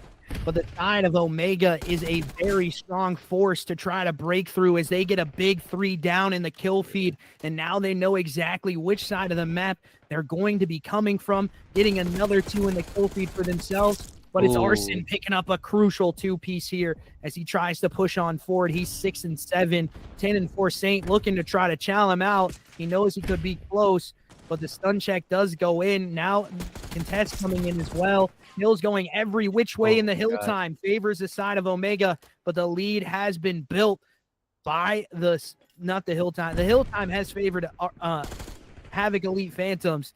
Omega Esports still has the lead of this, and they're controlling that mid-map pressure as well, holding on for this P1 rotation, looking to try to dominate in this one and stomp on the neck of Havoc Elite Phantoms. Absolutely. Here, let's go to a listening here for Omega Esports. PP2, one might be PP2. Horrible Nothing timing. wine, nothing wine, nothing wine. You can stay rock. You can stay rock. So save you is open. I'll shout him if you need. One's One better close, after one weak. close. Arson On is our time weak. close. Zo on time. Zo on time. Zero time wait. Playing my life. Close that, close that. I Yeah, spawned nice. P2. There might be wine. Or One of me top open. Vanta. Vanta stunned. One other time. This is Vanta. And one top close, open, one top open. Open dropping. Open and our closed. Our closed. Nice. Arson on me Arson, rock. Arson, Arson's making me rock. Fucking weirdo. One on P2 now. Watch your P2. Arson. Yeah, P2. He jumped water. Vanta on P1, Vanta on P1, one close side. I got bottom con. I got bottom con. Block. I'm waiting for you guys here. I Arson was spawn bow, blocked. I Arson was spawn blocked. bow, I spawn I'm going bow. to block. I'm going to block. Watch her well, watch her well. I spawn bow. On time. On time. Yes, you can hear the comms going there for Omega Esports. They are very passionate, and I laugh a little bit, Nick, because Nimble, he comms and he's making sure you're hearing them. Yeah, he definitely is. He's definitely making sure you hear them. But the side of Havoc Elite Phantoms hit that 100-point mark now, and we should go into a listen-in with them as they try to hold this last little bit of P2 here. Right now. Heavy lobby. Heavy lobby. Yeah, No, he's weak. I can pick up the front. Weak. Weak. Control that. Lobby side door. Side door. What? Watch your front. Watch your front. We said we had a lobby. No, he got me. Oh. Yeah, Go two no. front. Go no. We're good. You anchor. I'm moving, dead off forward, man. I'm just fucking to spawn fly. dying, bro. And there you hear it there, ladies and gentlemen. Savior definitely not having a great map into this one, but nobody really having a great map if you're the side of Havoc Elite Phantoms. But the point still in control for them as they take over on this P number 3. But an early break. Lurk trying to go huge for his team on Hill. 2 dead in the kill feed for the side of Phantoms. He's got to try to find these kills. Saint here for the help. Lurk does go down, 2 dead, make it 3. Last one on Hill for the side of Omega as they look to try to take it over. Phantoms do so, and this lead starts to dwindle even further. We saw this in map number 1 where this lead starts to dwindle halfway through the map, and you saw the side of Havoc Elite Phantoms start to heat up. They're doing the same thing here, having a slow birth into this one and heating up late, but the time still goes back in favor of the side of Omega Esports as rotations are in for this P4, looking to try to dominate on this P4 side again. Yeah, absolutely. Omega Esports is looking really good on this Hacienda hard point. As I say that Zoe takes 2 down now in this rotation. I mean, if if Phantoms take this point here, and they're very much back in this game as they're closing it up a little bit in that in that score. Yeah, these guys are just doing what they need to do. Savior does need to step up a little bit, but he is getting a little bit of help there by Arson and Vanta. So it's good to see these guys, picking up the slack a little bit. Probably a lot of pressure on them right now, but they're doing what they need to do as he gets pinched here. And oh man, Nimble's another two-piece there as he takes over this P4 point here and just soaking up as much time as um, Phantoms will be spawning by the Lambo P2 side. Nimble gets one. Nimble gets another one. Oh my god, Nimble is on fire right now. This guy is definitely heating up here. And when he is heating up, this team does just not stop whatsoever. Again, this guy's very good setup here. Already playing for the next rotation as he gets taken out there, and in the very last second will be given to Havoc League Phantoms. But again, Omega Esports on this P1 rotation again as we reset the rotations. Lurk is your OBJ SMG here, just doing what he does best with the SMG in his hand. And as you say that, Big Nimble there with another 4-piece, but he finally does get taken care of. Hill time still favoring the side of Omega. They're down a little bit here. If you're the side of Havoc Elite Phantoms, you need to try to get this Hill time out of the way and try to break for that P2. You looked a little bit better on it. This P1 Hill really not favoring your side. 22 left up into it. Contest coming on in on it, and it's still not going your way. The time does get taken care of, and now you see this big rotation out of the side of Omega as they try to control this P2 side, and right now it's going their way. Getting the water kills is Nimble, and Nimble just kind of flying around the map. Every angle he's taken care of. He knows where these players are coming from as he gets another one in the kill feed. That's going to be 3 down, and that's probably going to be the nail in the coffin here for the side of Havoc Elite Phantoms. Yeah, absolutely here. What a dominant performance by Omega Esports.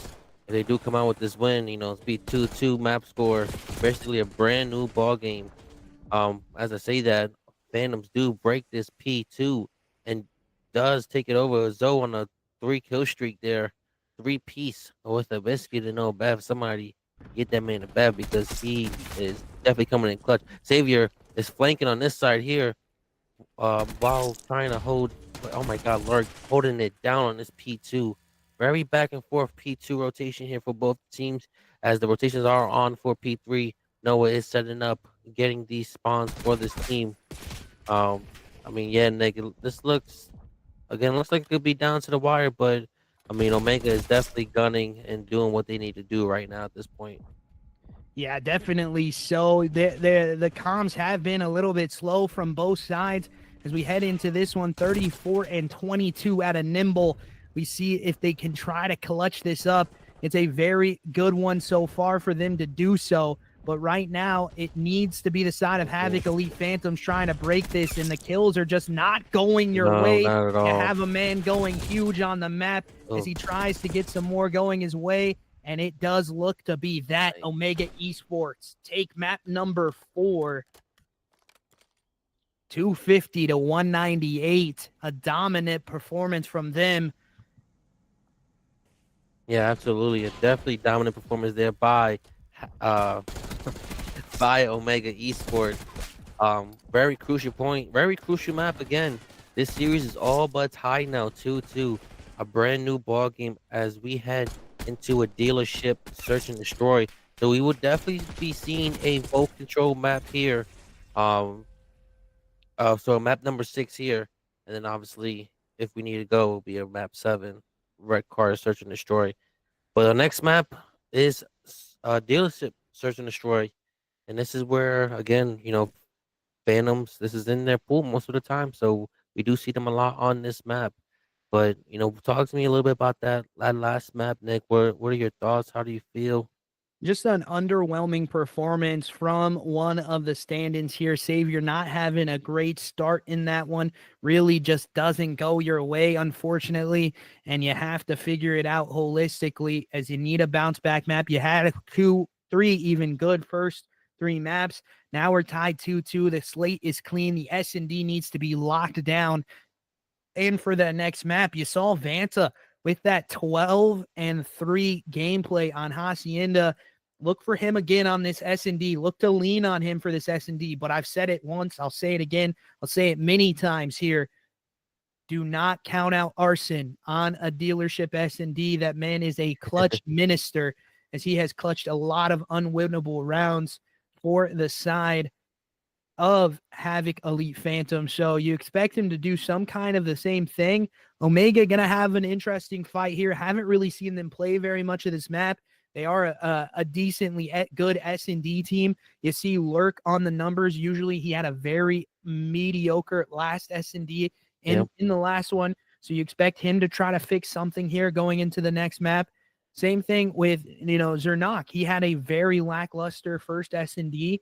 He looks to try to heat it up too. If those guys start shooting straight, it's going to be a hard ask for the side of Havoc Elite Phantoms.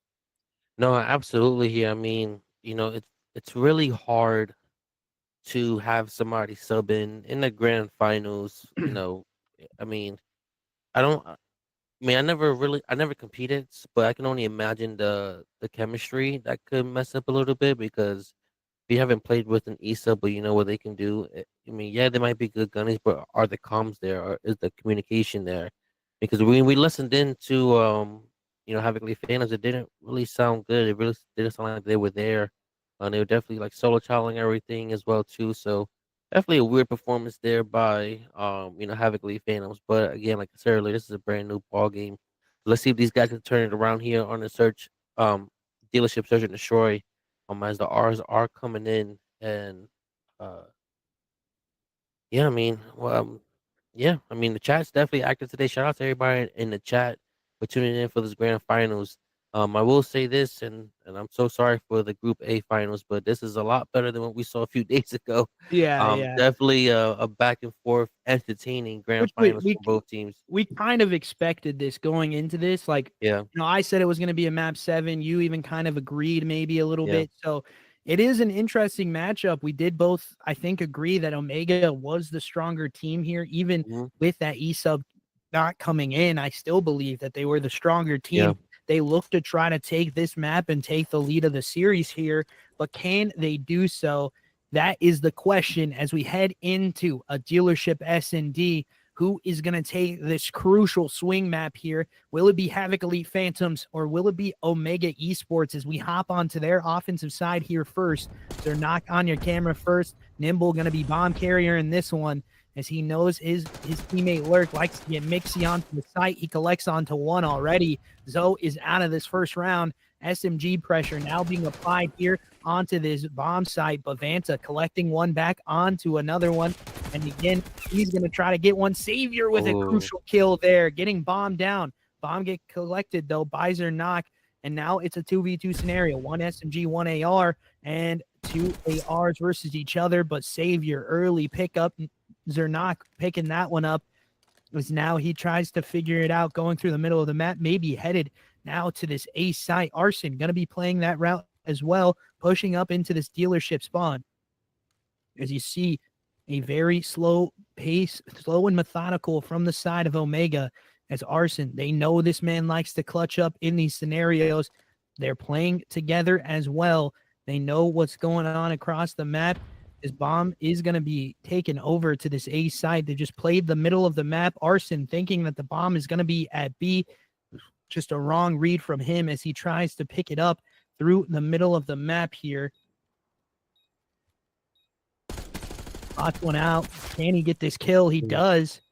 And it's collected onto Saint there. Now Zernak versus Arson. And he absolutely beams him, clutching it up for round number 1 for his team. I told you, ladies and gentlemen, this was a man to watch in the clutch scenario, and he proves it round number 1.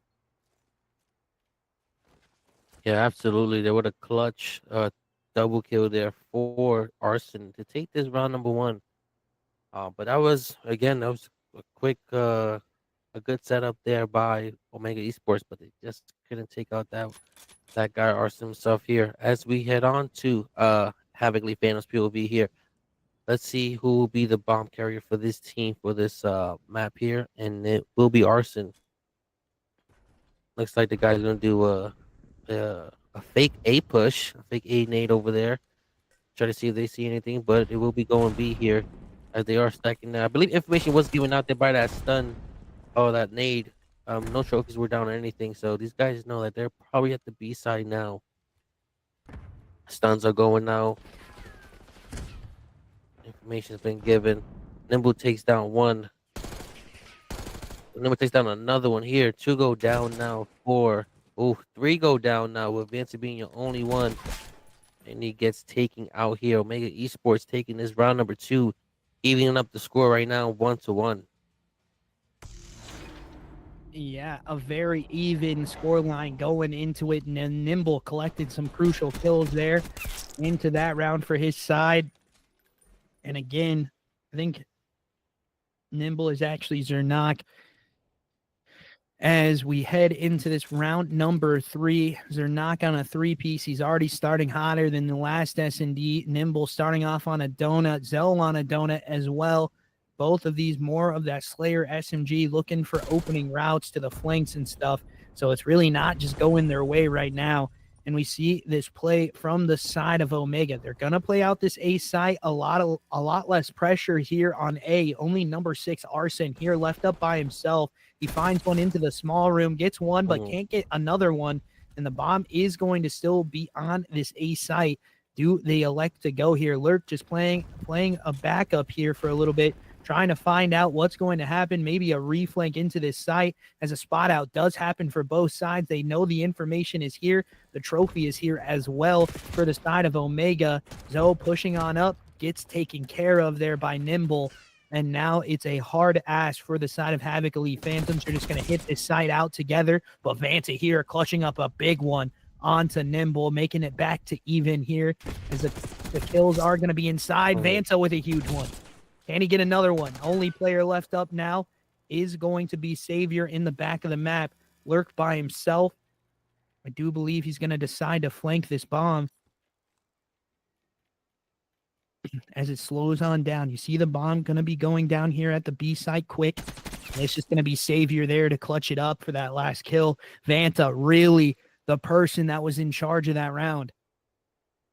Yeah, absolutely. There, a little game of tag there by Savior, getting a Lurk at the bomb site. I'm surprised Lurk didn't like check his check the back of him. I would have thought that would have been weird, but He just came anyway, in there, so he wouldn't have thought like because he flanked all the way through spawn and then he walked all the way up. Maybe he thought he was at B spawn. B going to the spawn already. I don't know. Yeah, understood. No, understood. As we go on to Phantom's POV here, Arson will be a bomb carrier as they try to do an A push, and Noah taking down one in that mid gun battle right there. Looks like a switch will be coming here from A to B. See if these guys can pick it out. 3-3 now. This is even in live count. Ooh, stun was given out, and they know somebody is there. Lurk in a little cheeky spot there on the floor. I didn't even recognize him. Oh man, that's a crazy spot there by Lurk. But these guys, again, Arson gets one with the wall bang. These guys are just watching. 3v2 now is your life count. Again, favoring Phantoms. Oh my God. Nasty there by Zarnark to, come up with the lives here. I believe they're going to be sitting on this and getting this. Oh, and then he gets taken out. Wow, what a clutch round there by Zarnark as Omega Esports take this round number 4, even up the score count 2-2. That is clutch. Yeah, sure. Zarnok, huge there in that round. Definitely a clutch out of him. That's gonna go not unnoticed into this S&D as it's now tied up. He is on a heater right now. He's getting those first bloods for his side, clutching up when he needs to. Right now, he's looking like the player of this map right now. 7-2 on a 3 streak. Is it still an 0-4 start here from Zoe as we head on into this one? An interesting map so far as the nades do come out, but 1-for-1 chows do go in, and it's going to be Lurk taken out first. Savior also taken out. The SMG's really not allowed to pressure very much right now into this one And so far, so good from both sides. 3v3 scenario. Nimble in the middle of the map with Bomb. Arson able to pick one up onto your lead killer. And now it's going to be a hard ask maybe here to do for the side of Havoc Elite Phantoms. They need to just control space. Omega going to have a hard one to do here. It's going to be an interesting one for sure. They need to try to just get this first initial kill, let one of these guys scam. But right now, it's not a scam fest from the side of Havoc Elite Phantoms. Maybe a little bit here as Arson does decide to leave that A site. Nimble gonna be fighting on forward with the bomb on his back. And Arson with some really good shots onto Saint there. As the last player is gonna be here. They know this player is here, and it's easy pickings from Arson as he clutches up another one for his team too on that site to finish off the round. 3-2 now for the side of Havoc Elite Phantoms. A very defensively heavy map right now. Nobody's won an offensive round. Yeah, definitely a heavy map right now for sure. For both teams. Again, back and forth here. 3-2 now is your round count favoring Phantoms. And again, Arson just doing what he needs to does, and Zarnark, Noah on the other side doing the same thing. Definitely holding it down for this team right here. As these guys are gonna, don't look like they're gonna do a full 8 push this time. Oh, and he gets taken out there. Arson does get taken out there, and he has the bomb. So it looks like Savior will be picking up the bomb, and Zoe's just stuck in the doorway here in this little house area. He really doesn't have nowhere to go, and he does escape it. He should just back up here and reposition somewhere else because you're really not gonna win that. Yeah, two people looking at the same way, but 4v3 is your life count. Arson being the only one down here for Phantoms. So let's see what these guys could do here on this push. Lurk just being real patient here on this B plant. Let's see if these guys will see him. I don't think they're gonna see him here next. And Vancic is taking away. He's planting. Oh my god! And he the takes trigger him out. discipline out of that. Yeah, the trigger discipline out of Lurk there. Very crucial into why they're gonna win this round. Yeah, absolutely. Omega my wins this round. gosh. What a cheeky spot there by Lurk. I mean, couldn't really see that. I mean, I'm happy I saw him with the outline from the casting standpoint because I don't think I would have realized he was there as well. Yeah, definitely a interesting spot. Yeah, he did. He did try to go into that tiny bit, bro. Yeah, you did. That's so funny that you spotted that. I was gonna say something. I don't even understand how he got two. And here we go on to this offensive round of Omega's side. Lurk clutching up in the last one there for his team to close out that round. Nimble now asked to do something here. Lurk getting another big one. He's 7-3 now on a 3 streak as he starts to heat up into this one. This is a man that you do not want to start heat up into the S&D. And right now, your only ass back for it is going to be Arson as he is 7-4. But it is a hard ask for Arson to be the only one that's clutching up on some of these rounds. Vanta trying to do work, just really not going his way. He's one above even, so he's doing well, but it's a hard ask right now as one does get taken care of. And, oh my God, Arson with a big kill into the middle of the map. Those two kills matter more than anything. And now Lurk left up to it by himself, and he can't get it done. Oh my goodness. My goodness. Yeah, absolutely there. Clutch. That clutch double kill there from Arson definitely set the tone for this round. As this round goes to Phantoms 4-3 now. They don't call him Lurk for nothing. I like that. Lurksy. I like Shotsy. We're gonna head on to Phantoms POV here. Again, hopefully Zoe can pick it up. If there's a time to pick it up, Zoe, it would be right now to try to pull away for this game. Stun goes out. Information has been given. Sink gets one, but Zoe gets the trade. Oh my God, pinstripe kill feed here for this round 8 on Search and Destroy. Then Arson and Vanta, AR duo here, just trying to play together as much as possible. I mean, if there's anybody that's good, be the last two for a team, it'll probably be these two, as they can really like slug it out and probably come away with this. So it'll be interesting to see how they play this round. Being down. So let's see what they could. Looks like they're going to the B push as well. Going in here very quiet, and Saint doing the cha-cha slide. It looks like just sliding back and forth here, and he gets taken out. Vincent gets taken out. Arson being the only one left here for Phantoms. Arson just playing his back point here. I believe he's expecting a push up from this team because they will be pushing up. And he has no idea where these people are. So it'll be interesting to see. And Nimble does take him out. And this round goes to Omega Esports. Damn, Nate, this is really back and forth here. Yeah, it's a defensive masterclass from both teams on how to play this map on the defensive side right now. Offense not really working for either team.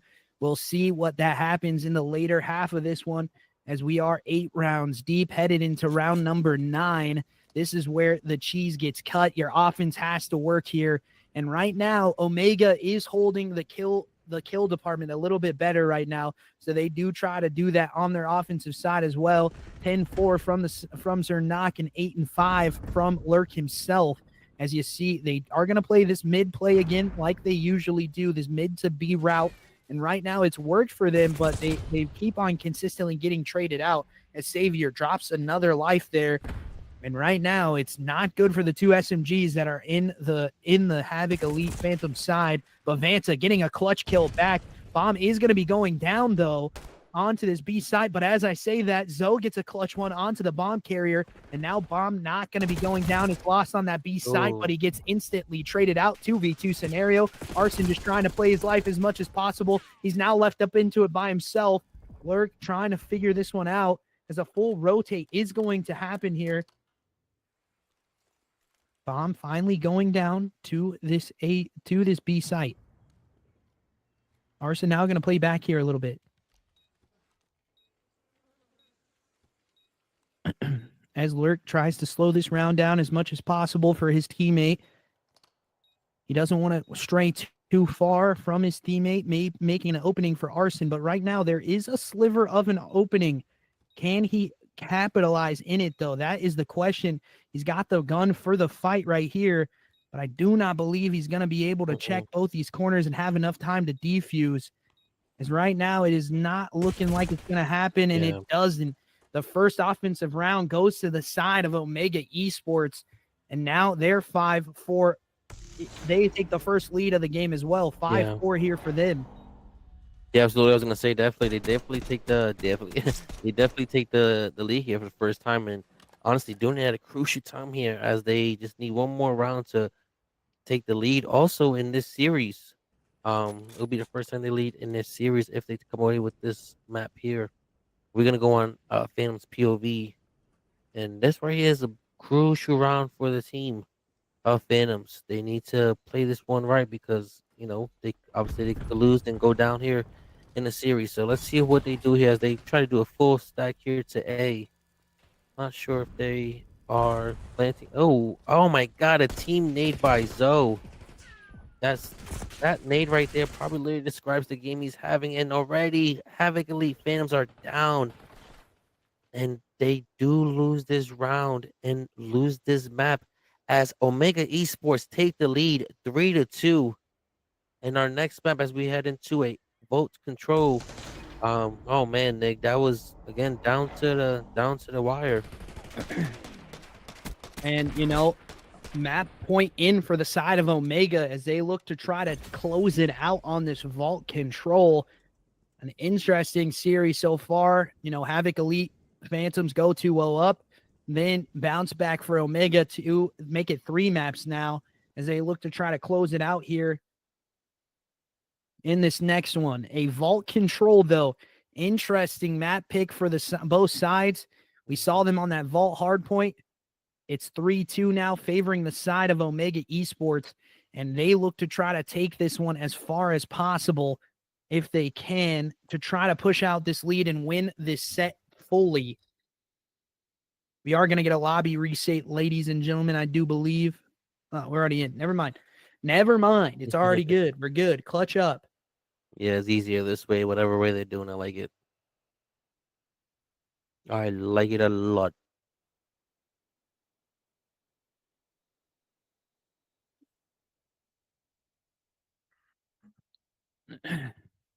Chat, talk to me a little bit. How are we feeling going into this map number 4? A close one for sure as we get everybody loaded on in. As I say that, another person leaves, so we will be waiting here. Talk to me a little bit, chat. Yeah, How are we definitely. feeling? Yeah, chat, what's going on? Thank you all for tuning in tonight for this grand finale, Group B in the Havoc Elite League. Its first season. I would say, not being biased, this has been a success season as we did have some complications with some teams who are obviously no longer here, but a great turnout ever since those challenges early on. I think it's been smooth sailing ever since.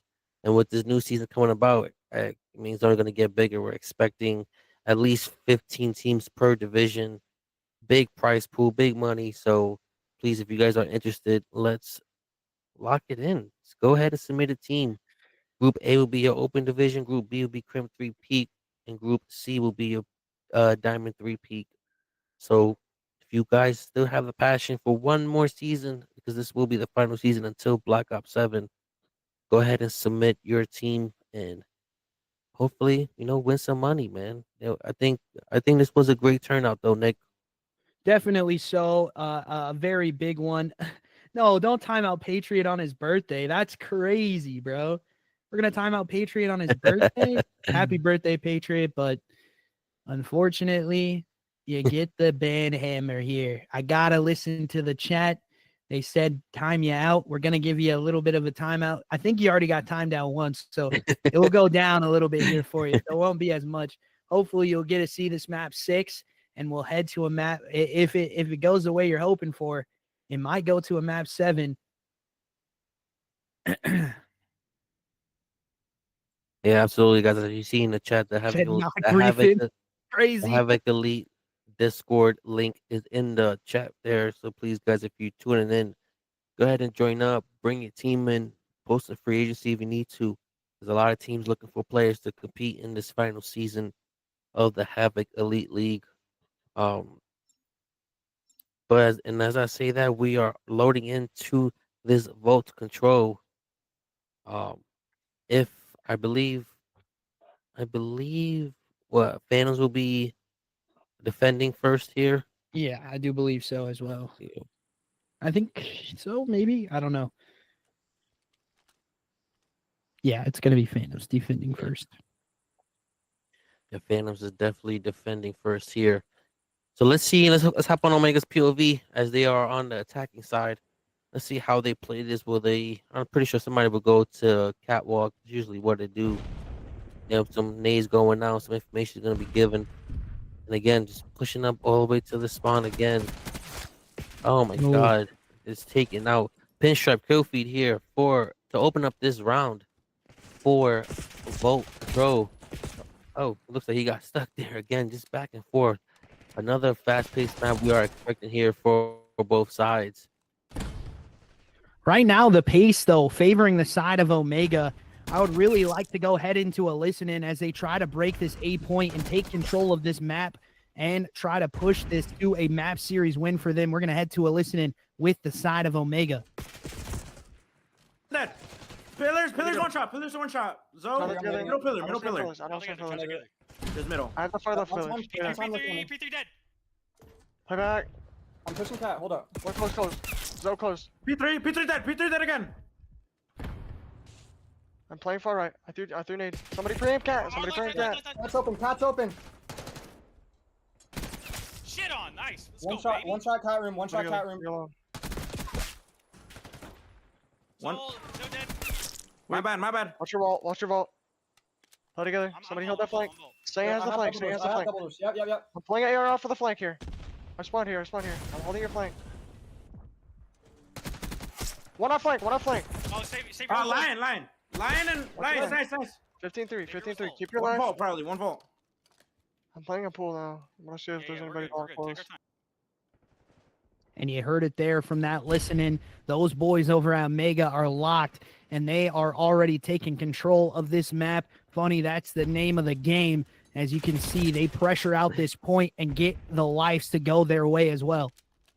Yeah, absolutely. There again, those guys do sound very locked in, and I mean, I don't blame them. They took that search and destroy and just keep building on that momentum. 10-7 now is your lifetime favoring Omega Esports. Um, and just progression is coming here at B, but do get taken out here. Looks like this is gonna come right down to the wire. 8-6 now is your lifetime favoring Omega Esports. Looks like they're trying to set it up here. Lurk gets one. The top art will be taking it over, trying to oversee this B point as much as possible. No more respawns for Phantoms as they try to break this and close this out as well. Oh man, just back and forth here. He does spot him. Oh my god, Lurk does get him. Lurk does get the chow here. And this round goes to Omega Esports, taking round number 1. Very crucial round there for Omega Esports as they take the lead into this control. You saw them do it in the first control. Their pressure just a little bit hard to handle right now. The entire, map being pressured out for them. We'll see what the side of Havoc Elite Phantoms can do if they can push this even further, making it a tie score line to head to that map number 7. But right now, it looks to favor the side of Omega Esports. Everybody lighting up that kill board on the side of Omega. Let's see if they continue to do so, but we will see a different look. They're going to be on the defensive side, and offense going to be favoring the side of the Phantoms. 2-for-1 trade does happen, but control of this 8-point does happen for the side of Havoc Elite Phantoms. But as I say, that early break in as Saint collects a big 2-piece on his kill feed. He's 4 up, but right now he does get traded out, and there you have it. A good break in for the side of Havoc Elite Phantoms. They're controlling this point right now. Arson already looking for that B play to happen here. Stun going out to B site. And there's one on the top here. He does get that taken care of and then gets control of this hill time. And now we should go into a listen in for the side of Havoc Elite Phantoms. Close side, close side, close side. Bro. Yeah, I hit him once. Inner spawn, nimble, dead. One more for ammo, Shoot up. Have your cat stack that. Lights. Yeah, lurks at lights. Wow, one Oh shot. my you- god. God. Lucky. Gotta stay up, bro. They're fucking Yeah, messing kill up. Lurk front ammo. Lurk front We ammo. gotta kill Lurk, bro. We have to kill Lurk. Work together to kill Yeah, that kid, bro. he's just ammo set. I don't see One He's him. single in on me. ammo. He might be top. He might be top ammo. Saint single. He has Lurk's my dead. Lurk's dead. We're missing Saint Cat. Saint was Cat. We're missing Saint still. Yeah, he's absolute pool. Half health pool. Needed. He might hop up cat. I spun back ammo again. Lurk top Cat. Vault. Get the tech. There was one ball. As you hear that in the last little bit of comms, Lurk gonna be taken care of, and now they get control of this A point. They're looking to go down through this vault position. They usually try to do this, but right now it's not going their way as Omega break into hill. Lurk still dominating right now, just not allowing this team to get on the hill, being the thorn in the side that he is, and just allowing his team to fry around him. Yeah, absolutely there. I mean, again, the comms, they just don't really seem like it's there for Phantoms. I'm not too sure if they're checked a little bit of what. I'm actually surprised they didn't do the down vote to B route on this attacking side here, which is what they usually do. So maybe that messed up their rhythm a little bit. I'm not too sure, but it's interesting to see. But they are down 3 lives now in the score here. And I feel like if Omega come out with this round, I think it'll be hard for Phantoms to come back, man. I'm not too sure, Nick. But while I see that these guys are holding down this B point, making sure nobody from Phantoms is coming down this way. But I say that Arson gets 1, Arson gets 2, but he does not get the one on the top art. Saint, he does not get one out of palms. So respawn, no more respawning here for Havoc Elite Phantoms again in this Volt control here. Oh my god. Yeah, they're going down 2 lives left. It does not look good, nigga. It does not look good for Havoc Elite Phantoms. And that man on your screen right there, Lurk, allowing to pop off. I do believe he finishes on a 7 streak in that round. Just going absolutely huge for him as he takes over into this round and starts to build that lead with his team. They're 2-0 up now. A Herculean effort having to be made for the side of Havoc Elite Phantoms in this one. They're going to have to hold the defense and win an offensive round back-to-back now to even keep this map series close. But right now, Omega looking like the better team.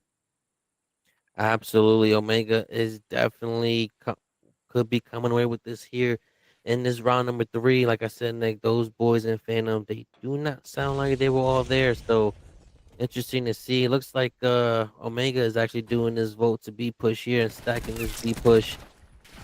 But 2 go down now, 3 go down now for Omega Esports. Let's see what Phantoms do with this opportunity. Will they push up in their spawn? Look at that, kind of what they're doing a little bit. Vanta just staying right here. And he did pull out an SNG, by the way. Oh, what a timing there. Oh my god, it is real. 3 go down now for Phantoms. And let's see if Omega can capitalize on this opportunity and jump on a point, try to capture it. Definitely so. That's what they're doing as they split points here, though. A to B is looking good. The capture is still going on at this A site. The kill is still going the way of Omega right now. So far, so good for them as they look to clutch up and be that #1 team here in this B group. They're trying to close it out here with a round win into this one. And if they do so, they take home the bread and the champ and the chip on their back. But right now, Savior and Co trying to break out, and it's just not working out for them as Arson tries to flow in, can't do it as well. And right now, that A point does get secured, 21-17 in the life count with a half tick of progress, 1.5 ticks of progress there over at the B site. Nimble getting another clutch kill close onto that lion statue. He heads down into vault trying to find these kills as well. Saint here in the bottom art position. He knows players are here. He's going to have to stun check to find one. He finds one for free there. And again, still going their way. They take control of this top art position, and now they look to dominate this one as Lurk is in that money position in bottom art, just trying to make sure his teammates are good to get onto this hill. And so far, so good. Saint holding this angle down, just not allowing these ARs to walk through. Lurk hops back onto point, get this tick progression for his team as he's dominant into this one. 22 and 12 out of him, make it 23 as he continues to fry here, and his teammates getting kills around him as he gets another one as well. Here there you have it. Let's fucking go, man! Run the fuck on! Let's go, guys. Get me on! Fucking go. For the fucking go, boys! Let's fucking go, man! Yo, I ain't gonna read the shit out of that, bro. They read the shit out of that. No, that was a faded beat push. Hey, the fact that we won it after losing fucking. Hey, no, the thing. There you have it. The winning comms coming out of that winning side. Omega taking it huge here for the ending of the B group. 3-0 fashion in the control, taking the map set 4-2.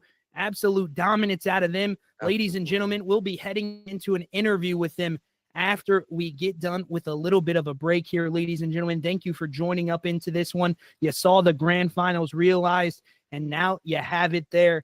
Omega taking home the championship, taking home the bread as well. There you have it, ladies and gentlemen. We catch you back here in a break in just a couple minutes.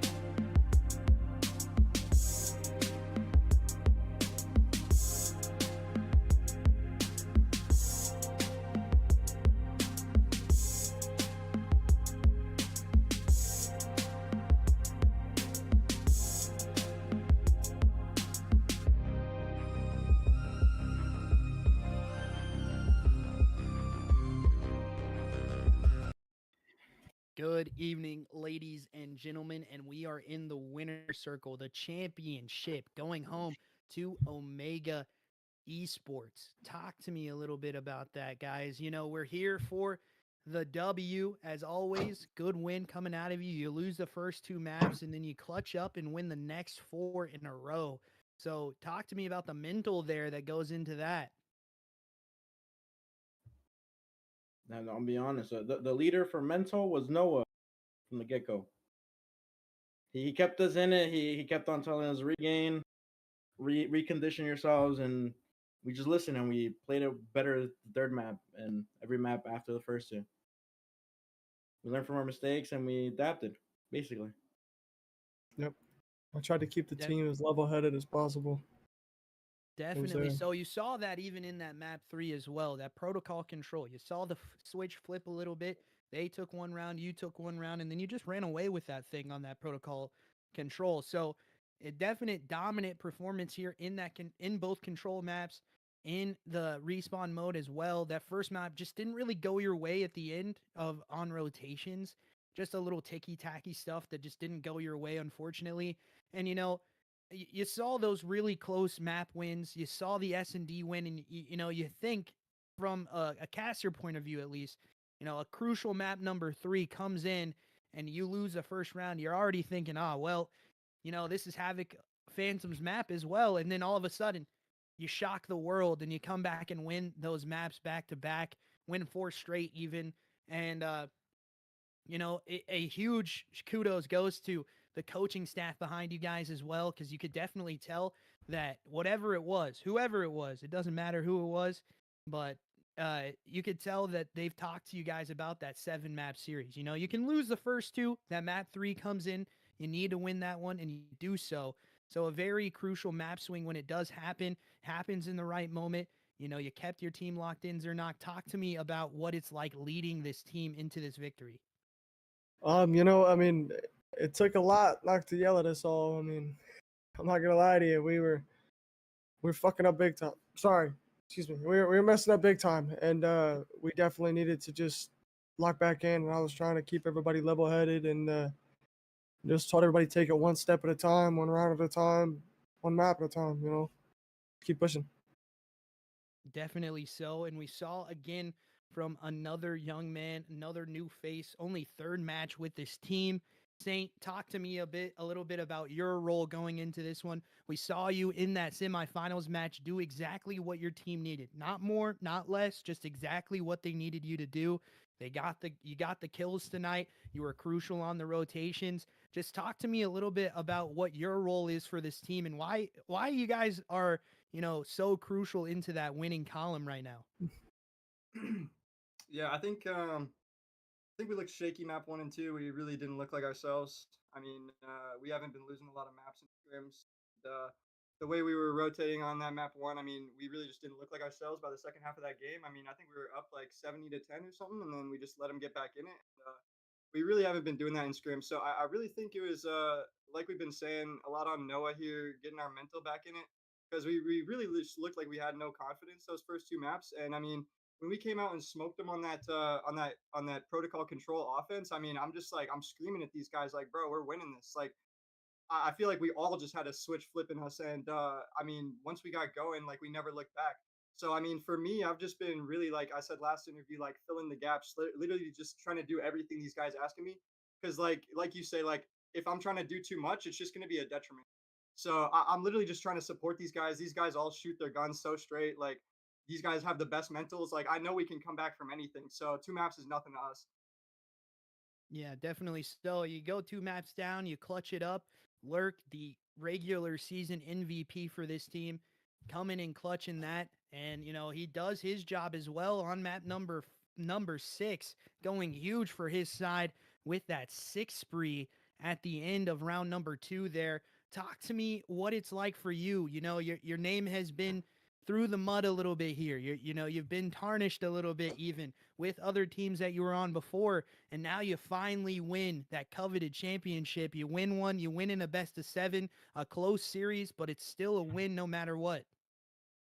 I mean, it all comes down to these guys. These guys just kind of make my job easy. I mean, when you got 2 demon ARs and then I got a guy that I already have came with on sub. I mean, I'm allowed to just kind of fly around the map, do what I need to do, and like I said, they make it easy, and I couldn't ask for 3 better guys to play with. Definitely so. A definitely good group of guys to play with here.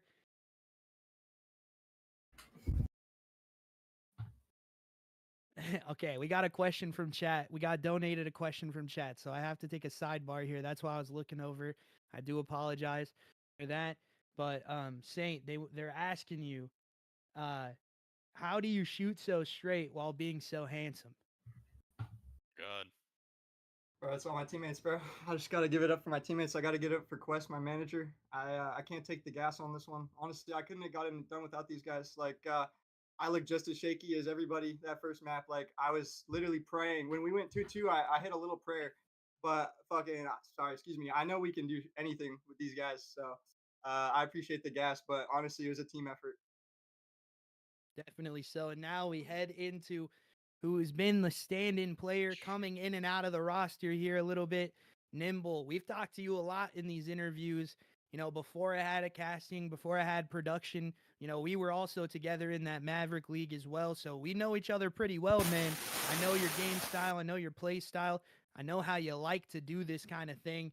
But talk to me a little bit about coming into a team, you know, with a fresh mindset, coming into a team that already had this SMG role filled. You come in as a stand-in because that player can't make it tonight, unfortunately. So, you know, you have chemistry with the SMG, still kind of building a little bit, I do believe, with Zernak and Saint as well. So you saw yourself go huge in map number 4 as well. Huge plays coming out of you. You're a guy that I expect to do very well in a respawn game mode. So talk to me what that's like for you. I mean, it finally feels nice to win something, but I really gotta chalk it up to my teammates. It was a team game, 100%. Everybody just got their mental back. And I gotta keep giving gas to Noah for getting us back in mentally and just shooting straight, because I feel like we were all not in the mood or even in the right mindset for the first 2 maps. But regardless, I felt good to come back and play again. That I was supposed to, take it slow, play less, but we did play scrim, so we kept our chem going. Even if I was a substitute on the roster, they kept me in and out of scrim, so we had that chemistry as a whole team, not even just with Lurk. We had it with Noah and with Saint as well. Okay, and you know, I have another person here asking questions as well. CP the Don, what are you thinking about this going into it? I think he may have fell asleep a little bit there. No, no, I'm here. I'm here. I'm here. Oh, he's here. He's here. He's I'm here. here. No, well, first off, of course, congratulations to all 4 of you for taking this. I said it like Nick said in the beginning. You guys did look like the stronger team, so definitely giving all of you guys your flowers, especially everybody in Omega Esports, your coaching, your staff, everybody, because you guys did come this far. So it was really good to see you guys on the number 1 seed, taking home the chip. But my only question, because Nick covered a lot, is to Nimble, coming in. I mean, obviously, it's not 6th man of the year, but I guess the 5th man of the year right here, coming in when you need to, coming in clutch. Like, what's the mindset of like always being ready for whenever the calling is coming? Like what is that mindset like? But I'm gonna be honest with you, I have no clue how to explain it. But the second I get into a match, I just get in the mindset. As long as my team is getting me in that, right mentality to start the match off, and we start it off, it's just the second match starts, lock in. As long as the Yeah, comms and everything, the vibes are good. It's as easy as just starting it for me. It's half the time, but there's sometimes where it takes a while. But first time, it's even with the warm up, without a warm up. Sometimes I play bad, sometimes I play well. But I would say I can just jump into it half the time, and that's yeah, majority of what I absolutely. Absolutely. It's not about how you start, it's how you finish for sure. And you guys did finish on top. So once again, that was my only question there. Congratulations to you guys and congratulations to Omega Esports for taking home this crown and putting some money in your pockets while playing the game you love. Who doesn't love that? So again, kudos to you guys and congratulations again. Thank you. Thank you. And again here, guys, I'm just gonna ask one more question before we head out. Talk to me a little bit about this we head into that map number 4, and it doesn't really favor either one of you. Like, it's a hard match as you cut it. You guys are good at Hacienda Hardpoint. They're a team that's very good at Hacienda Hardpoint, and you absolutely put bell to ass on that map. Talk to me a little bit about. You did better than you did map 1, Lurk. Don't smirk at me. I saw that. No, it You was did more better of than a you did map 1. So you got to give yourself a little bit of credit here. You definitely played a hard team and you made it look dominant all the way through the map. There wasn't really any point where, there was a little bit of time where they started closing in that lead, but you get the rotations, you go to the next hill, and then you just take another dominant lead back out. They have to work it back again, and that's realistically what got you that map, that map 4 win. Just talk to me like a little bit about the setups, the mindset, what it takes to, just put it on a team that's also dominant on the same map field. I think it all just came down to the team chemistry as a whole. You know what I mean? We knew that. I know Savior. Savior. Shout out Savior. He's gonna run shit down. You know what I mean? We know he's gonna play the aggressive sub role, and he plays it well. We knew that Arson, if Arson plays the AR role, we know that he's gonna play back. And let Vanta take control of the AR positions. But I think we were just kind of planning on them playing rotations earlier than us, so we just played earlier than they did. And that was just our whole plan moving forward. The main difference between our first and our fourth was us playing it slower and playing more composed together. For Was sure, the main thing I gotta definitely. say. We played a lot more together. We played team COD. That first map was rank play COD. We didn't. Definitely. Yeah. That's definitely running exactly it how down I map explained one. it. Definitely so. Thank you as always, guys, for joining up into the interview. I do appreciate you guys. We will be saying who the MVP goes to. Me and TP are going to have a little bit of a discussion in this break, and then we'll let it go on the stream if you guys want to watch into the stream. I think I know who it's going to be, so we'll talk about it amongst ourselves, but I think we're pretty even on the consensus of who it's going to be. We'll let you know in the stream. Thank you as always, guys, for joining up. Yep, We'll catch you in absolutely. a little bit after the break. Absolutely. All right. Yeah, GG's, thank you.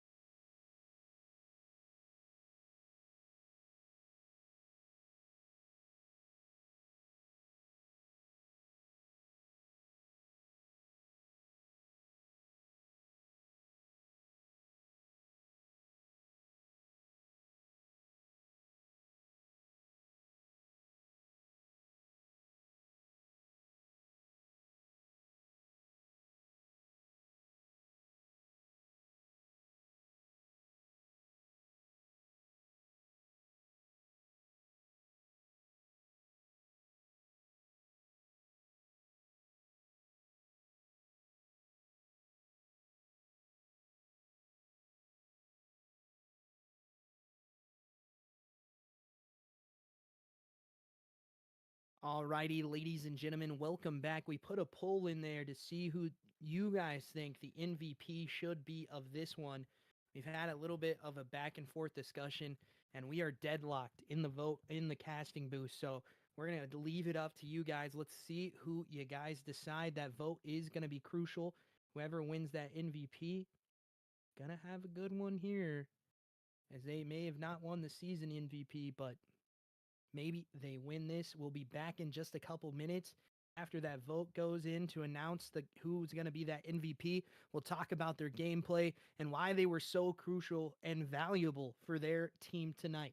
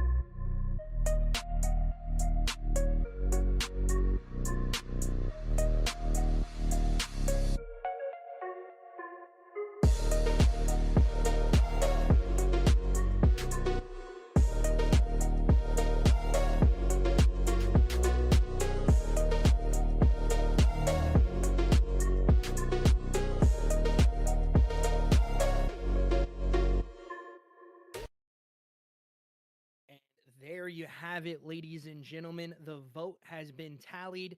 Zernak gonna be that MVP for the grand finals, as he is a crucial one for sure tonight. That main AR, kind of a switch AR as well too, playing that SMG role when he needs to, knowing when the hill matters and everything like that, rotations, getting those crucial picks in the S&D as well.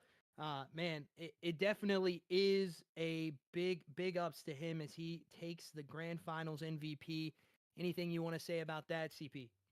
No, I mean, yeah, I don't disagree with that vote whatsoever. So, big shout out to Noah for the grand finals MVP for being consistent throughout the whole series and picking up the team when it definitely needed it. So, again, big shout out to them, and again, big shout out to the Omega Esports community for again bringing home this chip.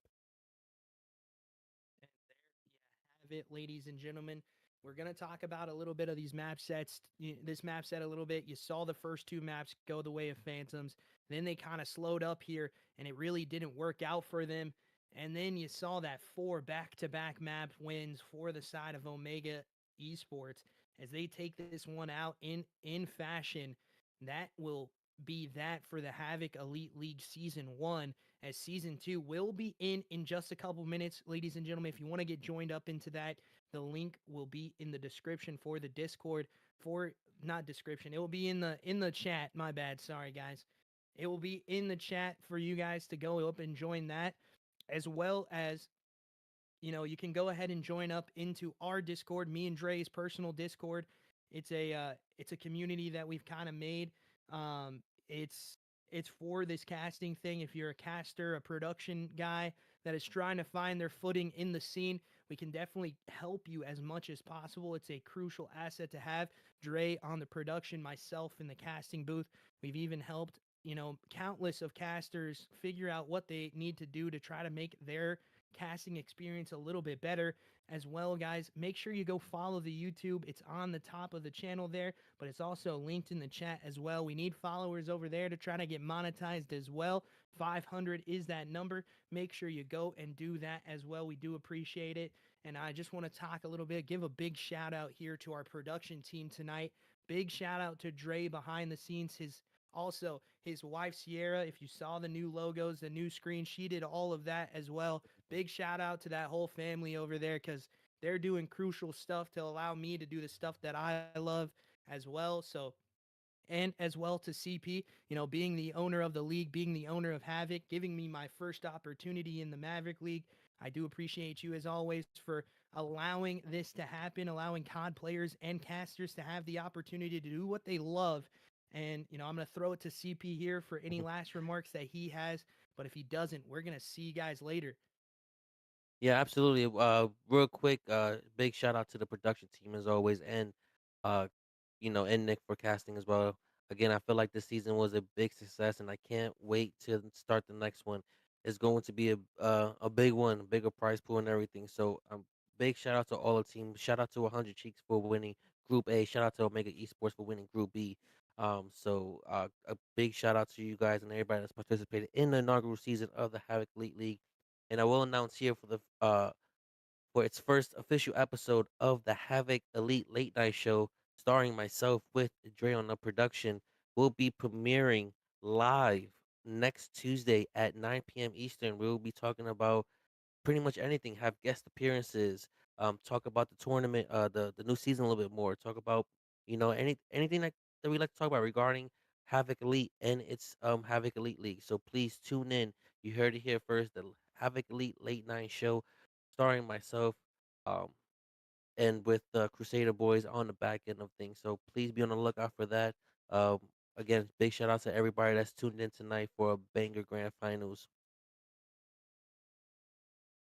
Alrighty, guys. Thank you as always for joining up to the later half of this one. We're 3 hours deep into the stream, a long little bit of a session, but we appreciate you guys. If you did stay late into this one, as always, thank you for here from the casting booth. I know there's big thank yous going on behind the scenes. Production giving you big thank yous.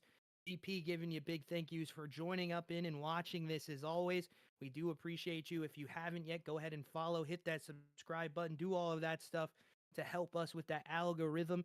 And we will catch you guys in the next one.